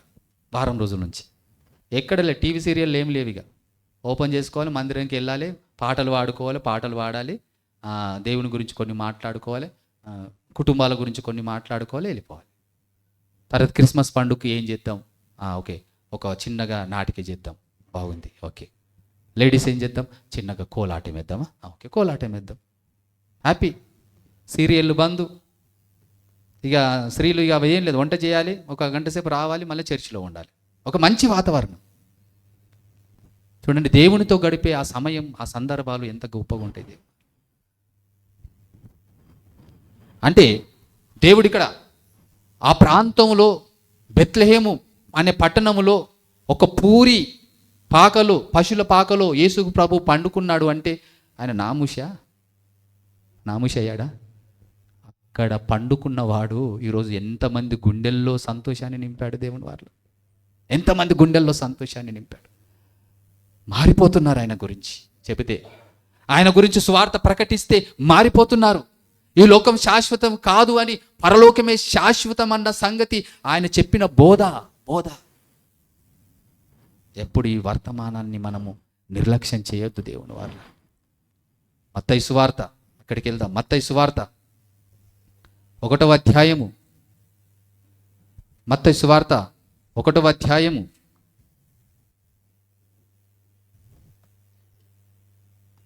21వ వచనం. ఆమె ఒక కుమారుణ్ణి కనును, తన ప్రజలను వారి పాపముల నుండి ఆయనే రక్షించును గనుక ఆయనకి యేసు అని పేరు పెట్టుదు. ఎట్ల నుంటంట? పాపముల నుంచి అంటే అర్థం ఏంటి దేవుని వల్ల? అబద్ధాల నుంచి, గుర్తుపెట్టుకోండి, మోసము నుంచి, అక్రమాల నుంచి, తర్వాత భయంకరమైనటువంటి దొంగతనము నుంచి, నరహత్య నుంచి, వ్యభిచారము నుంచి, నీకు ఎన్ని అలవాట్లు ఉంటాయో లోకంలో, ఎన్ని అలవాట్ల నుంచి రక్షించేవాడు ఈయననే. అబద్ధాలు ఆడకుండా నీకు ఆత్మశక్తినిచ్చేవాడు ఈయననే. మోసం చేయకుండా నీకు శక్తినిచ్చేవాడు ఈయననే. వాక్యమే, ఈ జ్ఞానం, ఈ గ్రంథం అండి దేవుని వారు. ఈ గ్రంథంలో ఉన్న బోధ, క్రీస్తు బోధ, నీకు ఏ బలహీనత ఉన్నా, ఎలాంటి స్థితిలోనైనా నిన్ను రక్షించేది ఇదే. నీకు దుఃఖమా, వేదన, రోగమా, ఆర్థిక సమస్యల, ఇబ్బందుల, నిందల, అవమానాల, నీ కుటుంబము నీరసించిపోతుందా, దుఃఖపడుతుందా, ఏదైనా సరే ప్రయాసముతో ఉన్నవా, ఏ సమస్యనన్నా కానీ సమస్యకు పరిష్కారాన్ని ఇచ్చేదే గ్రంథం, పరిశుద్ధ గ్రంథం. అనుకుంటున్నాను, భర్త సరిగ్గా చూడట్లేదన్నా అంటే గుర్తుపెట్టుకో, నువ్వు మందిరానికి రావాలన్న మనసు పెట్టుకోనండి. నా భార్య సరిగ్గా ఉండట్లేదన్నా, మందిరానికి రావాలి. నా పిల్లలు మాటలు వినట్లేదన్నా మందిరానికి నడిపి, స్కూల్కు నడిపించినట్టు మందిరానికి నడిపి. స్కూల్కి వెళితే చదువు వస్తుందో రాదో తెలియదు దేవుని వారు, అలా గుర్తుపెట్టుకొని. కానీ మందిరానికి వస్తే మీ పిల్లలు మారిపోతారు, మీ కుటుంబాలు మారిపోతాయి. ప్రేమ, రే నా భార్య, నా పిల్లలు, నేను ఎందుకు ఈ పాపిష్టి ఆలోచనలు మానకూడదు అన్న ప్రేమ గుర్తుకొస్తుంది, ఎమోషన్ వస్తుంది. ఈ పరిశుద్ధ గ్రంథం మాటలు నీకు ఎమోషన్ని తీసుకొస్తుంది, నీకు ఒక బాధ్యతను గుర్తు చేస్తుంది, ఒక బరువును గుర్తు చేస్తుంది. ఈరోజు దేవుని వారిలా మనం వదిలేస్తున్నాం, మన పిల్లల్ని వదిలేశాం. అందుకే పిల్లలు ఎక్కడెక్కడో ఉంటుంది. ఒక తాడదనపల్లి గ్రామానికి వెళ్తున్నప్పుడు మా పాపతో ఒకటి అంటున్నాడు, ఏంటి బేటా వాళ్ళ పిల్లలు అంత అల్లరి చేస్తున్నారని. సమాజం అట్లనే ఉన్నది డాడీ, స్కూళ్ళలో కూడా అట్లనే ఉంటుంది అంటున్నది. అంటే వినట్లేదు కదా బిడ్డ, ఎంత అరిచినా కూర్చో అంటే వాడు ఒక నిమిషం కూడా కూర్చోడు, 10 సెకండ్లు కూడా. మళ్ళీ అక్కడ మళ్ళీ ఈయన గెలుకుతాడు, ఇక్కడ మళ్ళీ ఈయన గెలుకుతాడు. అరే ఏం జరుగుతుంది సమాజంలో? వాళ్ళు ఏదో చిన్నపిల్లలు కాదు, ఏదో 5 years లోపల ఉన్నారంటే ఓకే. పెద్ద పెద్దోళ్ళు 6th class, 7th class, 8th 10th class చదివిన వాళ్ళు కూడా అంతే. ఇటు పోతాడు, వీడిని గెలుకుతాడు, అటు పోతాడు, ఆని గెలు, కుదురుగా కూర్చోరు. మన రాజు కొడుకు మాత్రం బాగా ఎప్పుడు వచ్చినా కానీ అట్లనే కూర్చుంటాడు. నాకు ఎప్పుడు ఆయన చూస్తాడు, కుదురుగా కూర్చుంటాడు. ఆయన నువ్వు ఆదర్శంగా ఉండాలి నన్ను అందరికీ. వచ్చిండంటే కూర్చున్న కాడికి లేవడు, మంచి కూర్చుంటాడు, అట్లనే కూర్చుంటాడు. ఏంటి ఏదో కొందరు పిల్లలు కుదురుగా ఉండరు, నేర్పించండి కుదురుగా కూర్చోడం.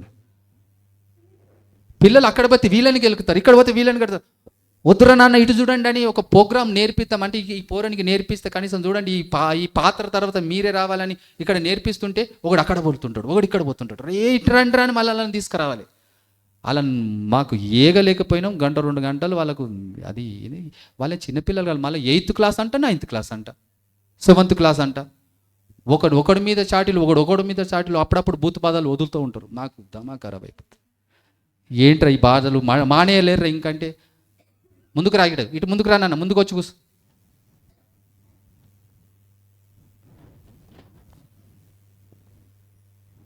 ఎందుకురా ఈ మాటలు వదిలేయాలంటే పులోలు వచ్చేస్తున్నాయని వస్తాయి మళ్ళీ. ఎందుకు బయట అంతా అదే కదా, బయట మాటలు అన్నీ అవే భూతు పదాలు. వచ్చేటప్పుడు మాట్లాడుకుంటే ఎట్లా పెట్టా వీళ్ళంటే. లేదు డాడీ, వాళ్ళు స్కూల్లో కూడా అట్లనే డాడీ, స్కూల్లో కూడా అట్లనే వాతావరణం. టీచర్స్ కూడా అట్లనే సినిమా పాటల మీద డ్యాన్స్ చేపిస్తారు, ఆటలు ఆడిపిస్తారు, వెళ్ళాడుతూ ఉంటారు. వాళ్ళ కల్చర్ అట్లా, వాళ్ళు మొత్తం స్కూల్లో అట్లనే, అది పెంపకమే అట్లా అయిపోయింది. ఇక అట్లా 8 గంటలు అలా ఉన్న తర్వాత ఇంటికి వచ్చిన తర్వాత తండ్రి చెప్తుంటాడా, తల్లి చెప్తుంటాడా, వద్దురా అంటే వింటాడా? మన తల్లిదండ్రుల దగ్గరనేమో 1-2 గంటలు ఉంటాడు, స్కూల్లోనేమో 8 గంటలు ఉండి. ఇప్పుడు తల్లిదండ్రులు చెప్తే వింటున్నారా పిల్లలు? వినరు. ఇటు రారా కూర్చోరంటే కూర్చోడు, ఒక్క నిమిషం కూడా కూర్చుంటాడు లేదు. మమ్మీ ఎక్కడ మళ్ళీ రంగన వాడు అక్కడ వెళ్ళిపోతాడు. వద్దురా ఫోన్ అంటే మళ్ళీ ఫోనే పట్టుకుంటాడు. ఏది వద్దంటే అది చేస్తున్నారంటే ఈరోజు కల్చర్ మారిపోయింది బయట, పద్ధతులు మారిపోయినాయి బయట. ఒకటి గుర్తుపెట్టుకోండి, ఇక్కడికి వస్తే మన పిల్లల్లో పూర్తిగా మార్పు. చిన్న పిల్లల కాడికి ఒక క్రమశిక్షణ, కూర్చున్నట్లో ఒక పరిశుద్ధత, లేచుటలో ఒక పరిశుద్ధత, మాట్లాడుటలో ఒక పరిశుద్ధత, నడుచుటలో ఒక పరిశుద్ధత. ఇగో వాళ్ళ జీవితమే ఒక పరిశుద్ధత జీవితం. అది ఎప్పటి నుంచో తెలుసా? బాల్య దశ నుంచి ఇక్కడ నేర్పబడుతుంది దేవుని వల్ల. అందుకే బైబుల్ క్లాసులు. మన పిల్లలు వెలుగుగా ఉండాలి, మన పిల్లలు వెలుగుగా ఉండాలి. అందుకే యెషయా గ్రంథంలో అంటాడు చూడండి, దేవుని వారలారా, యేసుక్రీస్తుని ఎందుకు పంపించాడంటే ఈ లోకంలోనికి 42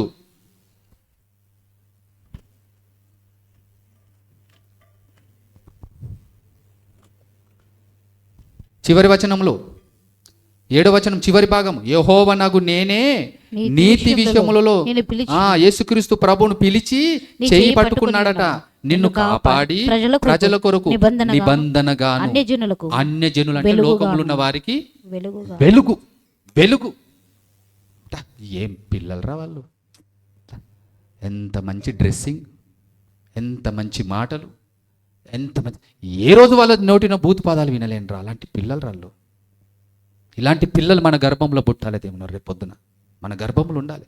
మన పిల్లలే ప్రభువు ద్వారా సమస్త సమాజాన్ని ఒక మంచి సమాజంగా మార్చడానికి, మంచి వెలుగు సంబంధమైన కుటుంబాలుగా మార్చడానికి పరిశుద్ధ గ్రంథం యేసుక్రీస్తు ద్వారా ఒక వెలుగుగా రాసి ఇవ్వబడింది. దేవుని వారి గ్రంథం ఇవ్వబడింది.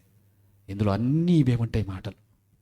అందుకే ఇగో సర్వమానవాళికి సమాధానం, వెలుగు వెలుగు వెలుగు.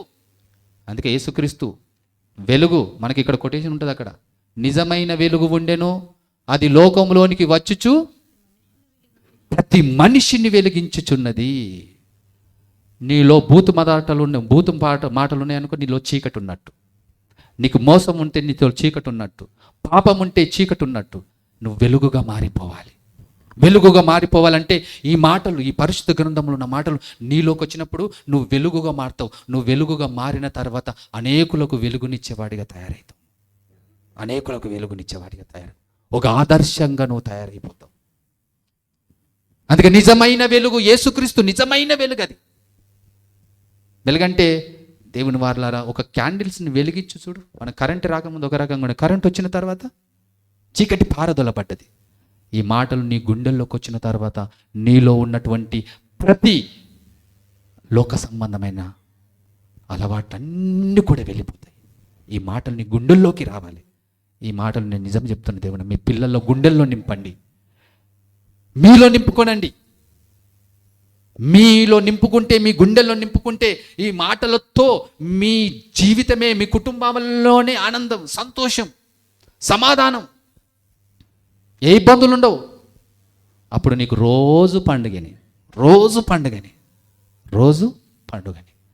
ఇప్పుడు ఎన్ని సమస్యలతో ఉన్నావో అన్ని సమస్యలు పోవాలంటే గుర్తుపెట్టుకో, ఆ సమస్యలన్నీ పోవాలంటే ఈ పరిశుద్ధ గ్రంథంలో ఉన్న ప్రతి మాట నువ్వు నేర్చుకోవాలి. నీ పిల్లలకు నేర్పాలి, నీ పెద్దలకు నేర్పాలి. ఇవి గుండెల నుండి నింపుకోవాలి. అప్పుడు నీ కుటుంబమే శాంతి సమాధానాలతో ఉంటుంది. దేవుని వారలారా, మాకు ఇంత కష్టం వచ్చినా మేము ఎందుకు ఆనందంగా ఉండగలుగుతున్నాం తెలుసా? మాకు కష్టం లేదా? ఒకటి ప్రభు మాటలను బట్టి. ఆర్థికంగా కష్టం ఉంది, ఇబ్బందులు ఉన్నవి, కానీ ప్రభు మాటను బట్టి మమ్మల్ని బ్రతికిస్తున్నాడు. ఇప్పటికీ ఎక్కడ కూడా ఏ విషయంలో మాకు దేవుని వారలారా ఎక్కడ ఏ కొదవ చేయలేడు ఆయన. ప్రతిరోజు ఆయన కాపాడుతున్నాడు, ప్రతిరోజు మాకు ఆయన సమాధానాన్ని ఇస్తున్నాడు, ప్రతిరోజు మాకు అవసరతను తీరుస్తున్నాడు, మంచి ఆరోగ్యం ఇస్తున్నాడు. మంచి ఆరోగ్యం మా పిల్లల్లో మంచిగా ఉంటాం దేవుని వారలారా. దేవుడు మంచి ఆరోగ్యాన్ని ఇచ్చాడు. దేవుని కోసం మనం ఆలోచించినప్పుడు, దేవుని కోసం బ్రతుకుతున్నప్పుడు దేవుని వారిలో మన కుటుంబంలో సంతోషం, ఆనందం, నీకు ఏది ఉన్నా నువ్వు దాని గురించి చింతించవు, దాని గురించి బాధపడవు. దేవుని మాటలు నీ గుండెలో నింపుకున్నప్పుడు నీ కుటుంబము బలపరచబడుతుంది. నువ్వే ధైర్యం ఇస్తావు. ఊకోండి, కష్టం అంటే ఏముంది, నేనున్నా, దేవుడు తీరుస్తాడు మనకు కష్టం అని ఒక విశ్వాసం నీకు వస్తుంది, ఒక ఆలోచన నీకు వస్తుంది. లోకంలోనికి వెళితే రాదు దేవుని వారు. లోకం మీద మనం ఆధారపడితే రాదు. లోకం గురించి మనం ఆలోచిస్తే రాదు. అందుకే దేవుడు ప్రతి ఒక్కరిలో వెలుగు నింపాలని, ఆ వెలుగై ఉన్న దేవుడే తన ప్రియ కుమారుణ్ణి వెలుగుగా ఈ లోకానికి పంపించి ప్రతి వ్యక్తిని వెలిగించు అని పంపించాడు. అందుకే ఒక వ్యభిచారము చేసినటువంటి స్త్రీ కుటుంబంలో వెలుగు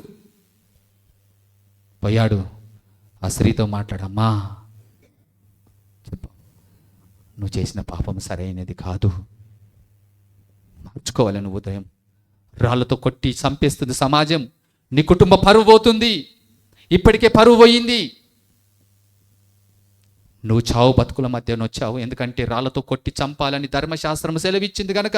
ఇగో పాపం చేసిన స్త్రీని రాళ్ళతో చంపాలని సమాజం అంతా రాళ్ళు పట్టుకొని వస్తుంది. నువ్వు పాపం చేశావు అమ్మా, ఇక నైనా మారుతావంటే ఆమెకు అర్థమైంది నేను ఇన్ని రోజులు చేసిన పాపం ఏంటో.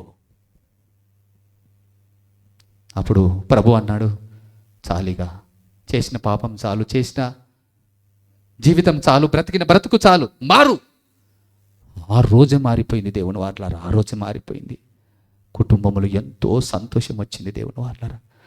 కుటుంబంలోనికి వెళ్ళిన తర్వాత, ఏమమ్మా ఎలా ఉండేదాన్ని ఎలా అయిపోయావంటే, నా ప్రభు మార్చాడు. తన డ్రెస్సింగ్ స్టైల్ మారిపోయింది, తన జీవితమే మారిపోయింది. అందరితో ప్రేమగా మాట్లాడుతుంది, అందరితో అన్నయ్య అంటుంది, అందరిని ఆదరిస్తుంది, అందరిని ప్రేమిస్తుంది. ఒక అద్భుతమైన జీవితము తన కుటుంబంలో వచ్చేసింది దేవుని వారల. తను ఆనందపడుతుంది, నా కుటుంబాన్ని ఆనందంలోనికి నింపుకొస్తుంది. ఈరోజు నువ్వు నేను మనం అందరం మారినప్పుడు మన కుటుంబం ఎంత ఆనందిస్తుంది దేవుని వారల, ఎంత సంతోషిస్తుంది.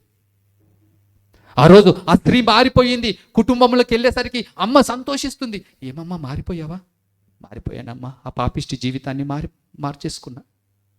అప్పుడు తల్లి ఎంత సంతోషపడి, నా కూతురు ఎంత బాగా మారిపోయింది, నా కొడుకు ఎలా మారిపోయాడు. ఒకప్పుడు చెబితే వినేవాడు కాదు, ఇప్పుడు వింటున్నాడు. నా భర్త, నా భార్య, మా అత్త మామలు, మా అన్నదమ్ములు, మా అక్క చెల్లెళ్ళు, మా బంధువులు, స్నేహితులు, మా ఇరుగు పొరుగు మారిపోతున్నారేంటి. మారిపోతారు దేవుని వారలారా. ఈ మాటలు నీ గుండెల్లోకి వచ్చినప్పుడు, ఈ మాటలు దేవుడు నీ గుండెల్లో నింపినప్పుడు మారిపోతారు. ఒకటి మన జీవితాన్ని పరిశుద్ధంగా ఉంచుకొని, మన కుటుంబంలో ఉన్న వారిని పరిశుద్ధంగా ఉంచుకోవడానికి, పరిశుద్ధంగా నడిపించడానికి మన జీవితమే అంకితం, ఒక వెలుగుగా వెలగాలి. అందుకే పరిశుద్ధ గ్రంథం అంటుంది, ఇగో యేసుక్రీస్తు వెలుగు, ఆ వెలుగు నీలోకి వస్తే నీ కుటుంబమే ఒక వెలుగు, నీ కుటుంబమే ఒక వెలుగు. అంటే ఊహించుకోండి, దేవుని వారు పరిశుద్ధుడైన కొడుకున్నాడు అనుకోండి, ఎంత బాగుంటుంది. పరిశుద్ధురాలైన బిడ్డ ఉందనుకో, ఎంత బాగుంటుంది నీకు. నా కూతురు అండి 20 సంవత్సరాలు వచ్చింది, ఏ రోజు కూడా ఒక్కరి చేత కూడా ఇంత కూడా మచ్చ తెచ్చుకోలేదు నా కూతురు. 20 సంవత్సరాలు యవ్వన వయసు నా కూతురికి. నా కూతురు అంటే నా గర్వం అని గుండెల మీద చేసుకొని బ్రతికే తల్లిదండ్రులు కావాలి ఈరోజు. నా కొడుకు 25 సంవత్సరాలు, ఏ రోజు కూడా ఒక్క మచ్చ తెచ్చుకోలేడు నా కొడుకు. అలాంటి కొడుకు నా కొడుకు అని గుండెల మీద చేసుకొని బ్రతికే తల్లిదండ్రులు. ఈరోజు అలాంటి సమాజం కావాలి దేవుడు. గుర్తుపెట్టుకోండి పిల్లలారా, మీరు మీ తల్లిదండ్రులు మిమ్మల్ని పోషిస్తుంది, తల్లిదండ్రులు మిమ్మల్ని రక్షిస్తుంది, తల్లిదండ్రులు మిమ్మల్ని చదివిపిస్తుంది, తల్లిదండ్రులు మీకు బట్టలు తెస్తుంది, తల్లిదండ్రులు మిమ్మల్ని అనారోగ్య పరిస్థితులు కూడా మిమ్మల్ని చేరదీసి మీరే ప్రాణంగా బ్రతుకుతున్న తల్లిదండ్రులకు ఏ రోజు కూడా ఒక్క విషయంలో మీరు మచ్చ తీసుకురాకూడదు. గుర్తుపెట్టుకోండి, మీ తల్లిదండ్రులకు ఒక్క మచ్చ తీసుకురాకూడదు. నీ మాట బాగుండాలి, నీ ప్రవర్తన బాగుండాలి, నీ జీవితమే బాగుండాలి. అప్పుడు నువ్వు ఎంతో సంతోషిస్తావు, అప్పుడు నీ తల్లిదండ్రులు సంతోషిస్తారు. పిల్లల సంతోషము, తల్లిదండ్రుల సంతోషం, అత్తమామ సంతోషం, ఇంకెవరైనా అందులో ఉండేటోళ్ళు మన ఇంట్లో ఎవరు ఉంటారు? ఇంకా అత్తమామ, భార్యాభర్తలు, పిల్లలు, కుటుంబము సంతోషం. అప్పుడు ఒకరిని చూసి ఒకరు మురిసిపోతుంటారు, ఒకరిని చూసి ఒకరు ఆనందిస్తుంటారు, ఒకరిని చూసి ఒకరు సంతోషిస్తారు. అప్పుడు నీ రోజులు పండుగనే, ప్రతిరోజు పండుగనే. నీకు కొడుకు సమస్య తీసుకురాడు, నీ కూతురు సమస్య తీసుకురాదు, నీ భర్త సమస్య తీసుకురాడు, నీ భార్య సమస్య తీసుకురాదు, నీ మామ సమస్య తీసుకురాడు, నీ అత్తమ్మ సమస్య తీసుకురాదు. పెద్ద తలనొప్పి రోజు. ఒక బాధ్యత కలిగిన కుటుంబాలుగా ఉండండి. మీ కుటుంబాల వైపు చూడండి, మీ పిల్లల వైపు, మీ బిడ్డల వైపు, మీ మణమరాల వైపు, మీ యొక్క రక్త సంబంధుల వైపు చూడండి. ఆస్తి కాదు, అంతస్తులు కాదు, లోకం వ్యర్థమన్నది పరిశుద్ధ గ్రంథం. నీకు డబ్బు శాశ్వతం కాదు, ఈ ఆస్తి ఆ పాస్తులు నీకు శాశ్వతం కాదు. నీకు ప్రేమ, గుండెల నుండి నీకు ప్రేమ ఉండాలి. నీకు బంగారం వేసుకున్నంత మాత్రాన కాదు దేవుని వార్ల, గుండెల నుండి నీకు ప్రేమ ఉండాలి. నీ పిల్లలంటే గుండెల నిండా ప్రేమ ఉండాలి, నీకు భర్త అంటే గుండెల నిండా ప్రేమ ఉండాలి, నీకు అత్తమామ అంటే. అంతకంటే విలువైనది భూమి మీద ఏది లేదు. గుర్తుపెట్టుకో, ఆ సమాజాన్ని తీసుకురావడానికి యేసుక్రీస్తు ఈ లోకానికి వచ్చారు. అందుకంటుండే, ప్రయాసపడి భారం మోసుకున్న సమస్త జనులారా మీరు నా యొద్దకు రండి, నేను మీకు విశ్రాంతిని ఇవ్వబోతాను. ఇక్కడ నుంచి మీకు ఏముండదు, పొండి. ఇక్కడ ఉన్న వాళ్ళందరూ మారండి దేవుని వారులారా. ఈ రోజు నుంచి మీ కుటుంబంలో హ్యాపీ ఉంటుంది. గుర్తుపెట్టుకోండి, అందరూ మారిపోండి. ఈ రోజు నుంచి మీ కుటుంబం ఒక హ్యాపీ. ఎంత సంతోషమో, ఎంత ఆనందమో మీ కుటుంబాలలో. ఈరోజు లైవ్లో వింటున్న వారు కూడా మారిపోండి. మీ కుటుంబంలో సమాధానం నింపడానికి యేసుక్రీస్తు ప్రభుల వారు ఈ లోకానికి వచ్చాడు. అందుకైనా శాంతిని అనుగ్రహించడానికి ఈ లోకానికి వచ్చాడు, సమాధానాన్ని ఇవ్వడానికి ఈ లోకానికి వచ్చాడు, నీతిని స్థాపించడానికి ఈ లోకానికి వచ్చాడు, పాపాన్ని నీ కుటుంబంలో నుంచి తీసివేయడానికి ఈ లోకానికి వచ్చాడు. ఆయన మహాపురుషుడైన, శకపురుషుడైన. అలాంటి వ్యక్తి ప్రపంచంలో అంతకుముందు పుట్టలేడు, తర్వాత ఎవరు పుట్టలేడు. దేవుని వారు ఆయన స్వరూపం కలిగి బ్రతుకుతున్నాం మనం అంతే. అందుకే ఆ దేవాతి దేవుడు యేసుక్రీస్తుని లోకానికి పంపించన్నాడు. డేటుతో సంబంధం లేదు మీకు, స్థలముతో సంబంధం లేదు మీకు. యేసుక్రీస్తు ప్రభు ఏం చెప్పాడన్నది ముఖ్యం, ఏం బోధ చేశాడన్నది ముఖ్యం. ఆ బోధ ప్రకారం నువ్వు బ్రతుకుతున్నప్పుడు, ఆ బోధ ప్రకారం ఆయనలో నువ్వు బ్రతుకుతున్నప్పుడు అన్యునికి నువ్వు వెలుగుగా కనబడతావు. నువ్వే క్రైస్తవుడే తప్పుగా ఆలోచిస్తే, నీ క్రైస్తవ కుటుంబాలనే పాపం ఉంటే బయట వాళ్ళు ఎలా మారుతారు? మనకు నీ మనసే బాగలేదు, మన మనసే బాగలేకపోతే, మన కుటుంబంలో జగడాలు, మన కుటుంబాలే అన్నలు వేరు, తమ్ముళ్ళు వేరు, మన కుటుంబాలే అత్తమామలు వేరు వండుకొని తింటారంట. అవసరమా?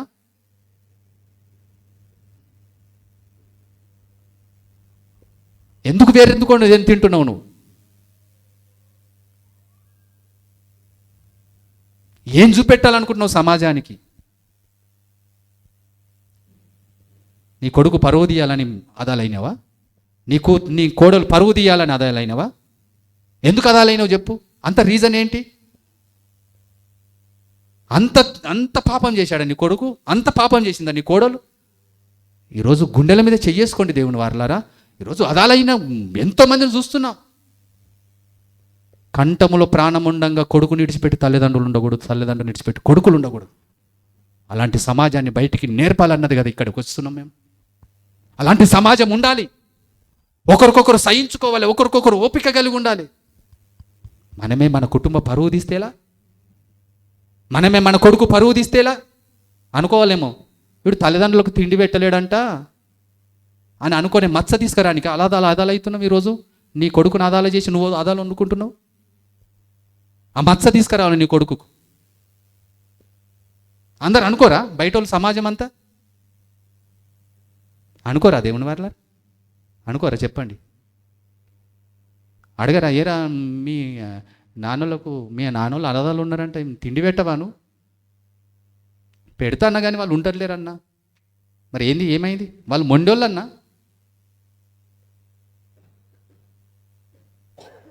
అంత అంత అంత ఏంది? ఎందుకంత ప్రభువుని చూడండి ఇక్కడ. క్షమించే గుణం ప్రభువుని చూడండి ఇక్కడ. మన కుటుంబాలు, నేను అదే చెప్తున్నా, మన కుటుంబాలు, క్రైస్తవ కుటుంబాలు ఈరోజు ఇక్కడికి వచ్చామంటే దేవుని వారలారా, మన కుటుంబాలలో ప్రేమ, తల్లిదండ్రులంటే ప్రాణం, కొడుకులంటే ప్రాణం. నా కొడుకు అండి, వాడు కొట్టిన నేను నా కొడుకు దగ్గర ఉంటా. అలాంటి తల్లులు కావాలి. నా కొడుకు నన్ను తిట్టినా సరే, నా కొడుకు దగ్గర ఉంటా. నా కొడుకు ఏది తింటే నేను అది తింటా. నా కొడుకు నాకు ప్రాణం. నా చిన్నప్పటి నుంచి నేను ఎత్తుకొని పెంచిన నా కొడుకుని. నా రక్తం పంచుకొని పుట్టిన నా కొడుకు. ఒక మాట అంటే తప్పేంది? నా కొడుకు నన్నే అన్నాడు. నా ప్రాణం నా కొడుకు. వాడు తెలుసుకుంటాడు, కొన్ని రోజులకైనా నా గురించి తెలుసుకుంటాడు. కానీ నా కొడుకు దగ్గర ఉంటా నేను. నా కొడుకు దగ్గర ఉంటా. నీ తల్లిదండ్రులు కొడుకును ప్రేమించాలి, హత్తుకోవాలి. అదే జంతువులు బతికినట్టు మనం బతుకుదామా? మేకలు గొర్రెలు బతుకుతున్నాయి అలా? అంటేనా మన జీవితం? మన మనుషులం దేవుని వారలారా. మనం దేవుని పిల్లలం. దేవుడు సాక్షాత్తు యేసుక్రీస్తుని లోకానికి పంపించి సమాధానం, మీ కుటుంబంలో సమాధానం ఇచ్చి 2025 సంవత్సరాలు అవుతుంది. ఏది కుటుంబంలో సమాధానం? దేవుళ్ళు రానప్పుడు అంటే ఓకే, తెలియదు నీకు, సత్యం తెలియదు, వాక్యం తెలియదు.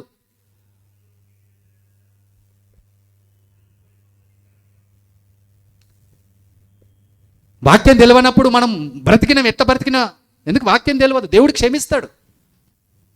వాక్యం తెలిసిన తర్వాత చిన్న తప్పు కూడా క్షమించాడు దేవుని. వాళ్ళు గుర్తుపెట్టుకోండి, చిన్న పొరపాటు కూడా క్షమించాడు.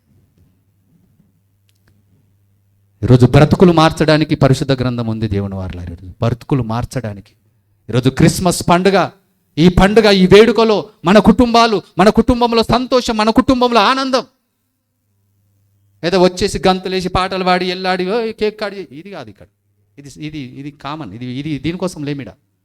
గంటలు దేవుని వాక్యం వినాలి. దేవుని మన కుటుంబాలు కట్టబడాలి, మన కుటుంబంలో నింపబడాలి, మన కుటుంబాలు సమాధానపరచబడాలి. లోకం అలా ఆలోచిస్తుంటుంది. లోకం వేరే ఆలోచించేది, దేవుని గ్రంథం వేరే ఆలోచించేది, దేవుడు వేరు ఆలోచించేది. కనుక తన పరిశుద్ధ గ్రంథంలో ఆయన రాస్తున్న మాటల ప్రకారం కుటుంబాలు శాంతి సమాధానాలతో ఉండాలన్నదే దేవుని యొక్క ఉద్దేశం. ఈరోజు నువ్వు నీ కుటుంబంలో సమాధానం ఉంటే నిన్ను చూసి నీ పక్క కుటుంబాలు నేర్చుకోవాలి. నిన్ను చూసి మీరు గుర్తుపెట్టుకోండి దేవుని వారిలో, ఈరోజు మీ కుటుంబాన్ని చూసి పక్క కుటుంబానికి నేర్పే వాళ్ళుగా తయారుగండి. అదే పరిశుద్ధ గ్రంథం చెబుతుంది. మీ కుటుంబాన్ని చూసి మీ పక్క కుటుంబం ఏం నేర్చుకోవాలి అది మీరు నేర్పాలి. ప్రతిరోజు దేవుని వాక్యం చదువుతున్నప్పుడు మీరు వెలిగింపబడతారు.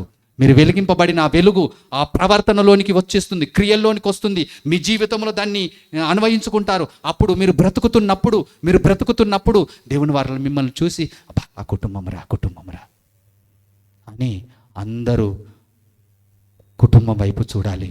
అలా దేవుని వైపు చూడాలి. అలా ఒక కుటుంబం మారి ఈరోజు గ్రామాలు, రాష్ట్రము, దేశాలే మారిపోవాలి.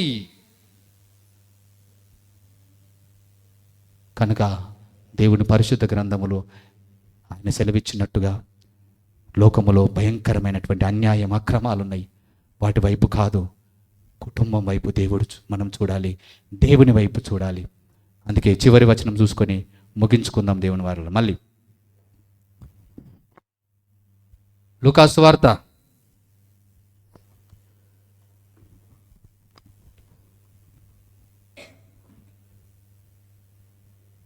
1వ అధ్యాయం.